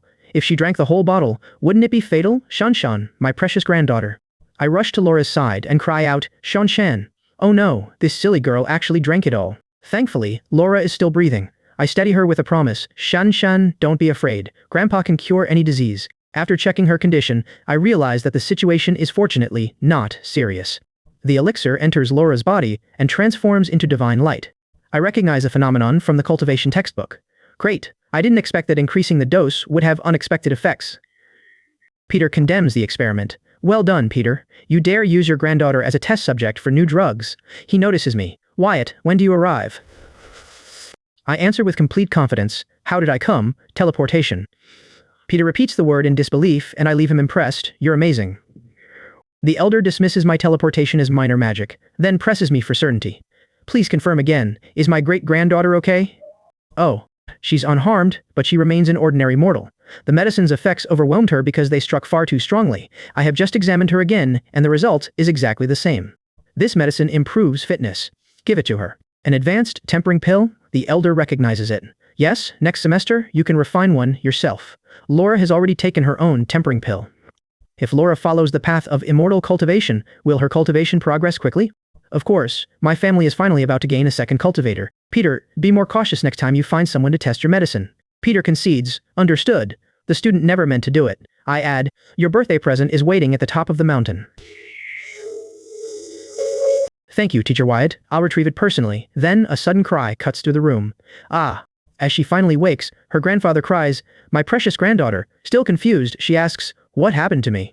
She wonders why she feels as though she has drunk far too much, then groans. Her grandfather brushes the concern aside. There is no need to worry about that now. Grandpa will help you get back on your feet. The granddaughter introduces Ethan proudly. Grandpa, this is Ethan, Teacher Harvey, principal of our Cultivation University for senior citizens. The two exchange greetings. Hello, the elder answers. Hello, Teacher Harvey. Laura turns to the principal. My great-grandfather attends the senior college. Please take good care of him there. The principal accepts the request. Don't worry, looking after him is part of the job. The elder studies the two standing together. These kids look more suitable together every day. At the first meeting, I admit, I did not prepare a gift for this visit. I present the jade I dug beside the river yesterday and say, please take it. The young woman accepts it and says, thank you, Teacher Wyatt. Beside me, the elder watches Ryan and the young woman with growing concern, then mutters, if those two become cultivation partners, she will become my granddaughter-in-law. Laura turns the gift over in her hand. This jade pendant is really quite beautiful. Laura suddenly notices the change in her skin. Ah, wait, why has my face become so soft and tender? Grandpa's medicine really works. And then his words about immortal cultivation are true. Yet the cultivation attempt still fails completely. We can't breathe in the glow like the ancient cultivators did at all. I've already explained it. The spiritual energy in the mortal world is far too thin to support cultivation. Try it yourselves and see. The elder finally gives up on the attempt. This path is a dead end. Let's get down quickly before everyone else thinks we're crazy. Below us, a son stares up at the sight. Dad, you're not seeing things. Ghost. The father can only gasp. My heart. Dad, hold on. The medicine is coming. Someone recognizes them. Those seem to be Peter's son and grandson. After comparing them with the photograph, the elder confirms, that's definitely them. Then the consequence becomes clear. It seems we've caused serious trouble here. Laura comes forward with the needles ready. Let me give Grandpa a few injections so he can recover faster. You truly are my granddaughter. These injections are high quality. Another grandchild rushes toward the elder. Grandpa, you're here. Grandpa, please save my dad. Tomorrow is your birthday banquet. He can't have an accident. The elder snorts, that unfilial son can die. Grandpa! The feud running through 4 generations of Peter's family is tangled beyond any simple explanation. The sick man wakes and his child immediately asks, Dad, how do you feel? Laura, give him this to drink. She eyes it. What kind of magic potion is this? Grandpa is so mysterious. Hopefully, this has a miraculous effect. Another relative hesitates. Is it safe to take medicine so casually? The elder hums, hum, hum, hum. Another voice cuts him off. Shut up! A burst of laughter follows. Ha ha ha. All right. Hurry and take him to the hospital. Don't let him die here. A sigh follows. The younger man fires back. Coming here was never appealing anyway. Who do you think you are, brat? How can you do this? Dad is still sick, the brat retorts. You're healthy. Take his beating instead. At the hospital, the father and son keep quarreling. Today is your birthday. Tomorrow, your father won't come. Come or don't. Who cares? The father and son truly are enemies. The son tries another approach, offering, Dad, have an apple. The father snaps. Are you blind, expecting an apple to be eaten like this after getting beaten and dragging your father in? Unfilial son, complain again, and you'll be beaten into a pig's head. The son snaps, this son is unfilial, just like you. Outside room 3, hospital staff hear another beating. The patient in room 3 is hitting his son again. Another nearby agrees, yeah, that old man always takes things out on his son. One staff member ends the discussion. Let it go. This isn't something we can handle. The old man's condition is still unknown to us. Later, one staff member says the old man will receive a checkup. Dean brings the results. Teacher Finn, the test results are ready. Finn studies him. Tell me how my heart is now. Dean explains, before, your heart was like a second-hand tricycle. Dean stammers over the contrast, then finishes, but now, it is a brand new Ferrari. Someone marvels, Grandpa's medicine really is that amazing. Finn jolts. What medicine? The other person holds it up. This is it. The explanation follows. My great-grandfather mentioned it as a miracle medicine. Another voice recognizes him. Your great-grandfather is a master in medicine. Some remains. Let's test it. Then, tell us whether Dad needs hospitalization. Dean counters, you're both doctors, yet you ask me.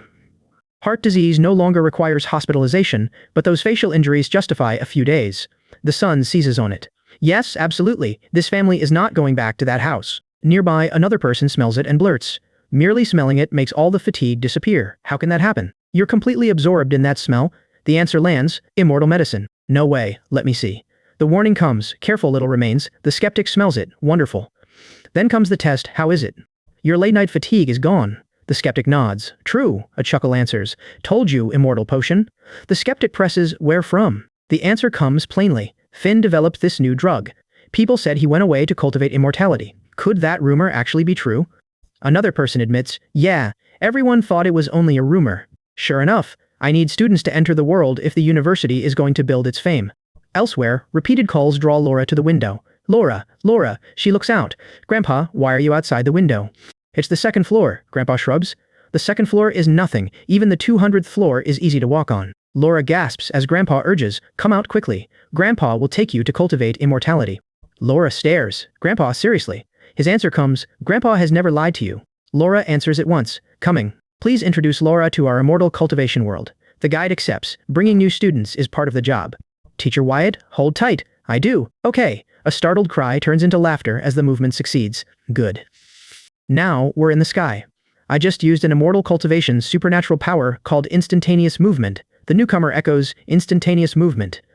The newcomer tests the power. Take us wherever we want to go. I answer, of course, I'll take you somewhere else now. Explain what this is. I reveal, a birthday present I left for your great-grandfather. But he must collect it himself. The newcomer decides, great-grandfather should get something too. I agree, okay. Then comes an announcement, hey, Laura is here. The system chimes, congratulations, host. The Immortal Cultivation University's popularity increases by 100. Elsewhere, someone recalls, Teacher Wyatt is going to the snowy mountain. Her purpose there is unclear, and danger may be waiting. Another voice dismisses it. Definitely not. Someone already cultivating immortality has nothing to fear. The thought returns. Teacher Wyatt seems bound for the snowy mountain. Maybe snow monsters are there, but her purpose remains unclear. A laugh breaks out. Sword flight is already mastered. Snow monsters are nothing to fear now. Someone decides to try divination as well. A divination should settle it. Let's see what Teacher Wyatt is doing. The result draws a startled, oh. The divination produces a blunt reveal. Teacher Wyatt seems to be on a date. A low, repeated hum follows the discovery. The strange conclusion draws one final question. What snow monster? I tell her, okay, open your eyes. When Laura opens her eyes, the cultivation school is nowhere in sight. Where is the cultivation school? There's nothing here. Come with me. I lead her forward and she suddenly spots a hidden road. Oh my god, there's a road hidden here. The road opens before us, but I keep the greater sight concealed. It's so spectacular. The spectacular is yet to come. I show Laura the cultivation school and promise, my cultivation school will continue to improve in the future. It will be world-renowned sooner or later. Wyatt. The place carries an older connection. This is where my great-grandfather learned to cultivate. I confirm it is true. Laura takes in the campus and cannot hide her amazement. It's so beautiful. I've studied for many years, but I've never seen such a beautiful campus. I turn the invitation toward her. How about you? Do you want to study here too? Laura looks toward the cultivation school and asks, can I also practice immortal cultivation? I give her the answer she hopes for. Of course you can, and your cultivation qualification is very good. Laura immediately declares, teacher, I want to learn immortal cultivation. I accept Laura into the cultivation school. From now on, Laura, you are the 101st student of the cultivation school. Congratulations.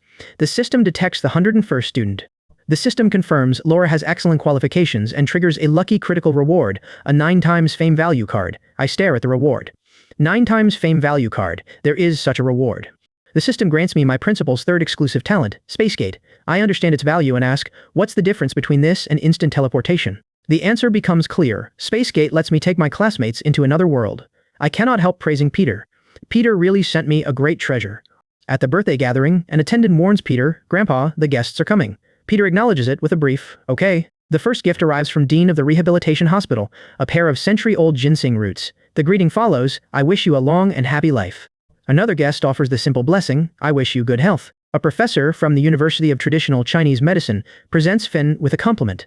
Finn, your body is getting stronger and stronger. Finn accepts the praise with a laugh. Ha ha ha, thanks to you. Bruce of Fubao's eyes sends a pair of blue and white vases, then turns to Finn with a request. Finn, you have to teach us some secrets of longevity. Finn laughs and waves away the request. Ha ha ha, just don't mind my nagging. A sword-flying student presents a 3,000-year-old Xuan grass, then calls out, ha ha, Peter.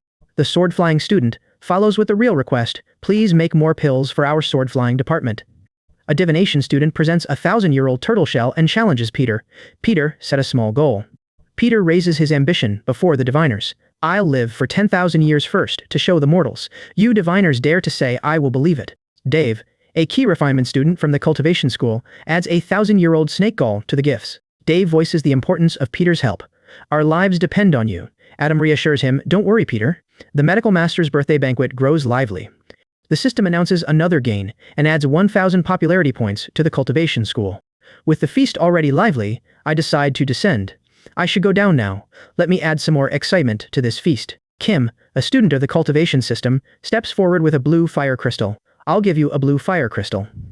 Kim turns toward Peter and warns him with mock severity. Peter, you are the boss today. I'll scold you later. Dean refuses to surrender the argument. No matter when, I'm older than you. Hey, you old bastard. A younger voice cuts between them. Brother Dean, don't fight with my grandpa today.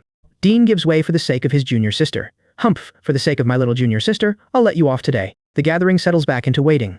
Someone tells Dean, Brother Dean, and we are waiting for the principal. He should be here soon. The system identifies Ethan, cultivation school president, and reveals his weapon, Xuantian Ding.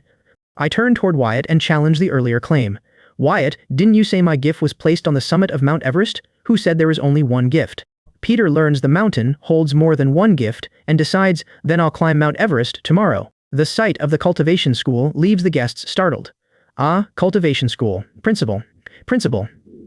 A guest greets the principal, then urges him, hello principal, get up. Today, Finn stands at the center of everything, and even these old gentlemen show him immense respect. An onlooker wonders, what's the background of this young man? Then the system announces, congratulations host, add 1,000 popularity points to Immortal University. The birthday banquet boosts the popularity value once again. The ground suddenly shakes and the warning spreads, it's an earthquake, everyone be careful. As the city center earthquake worsens, Leon turns to Wyatt and asks, Teacher Wyatt, what should we do now? Students of the Immortal University, let's go and save people together.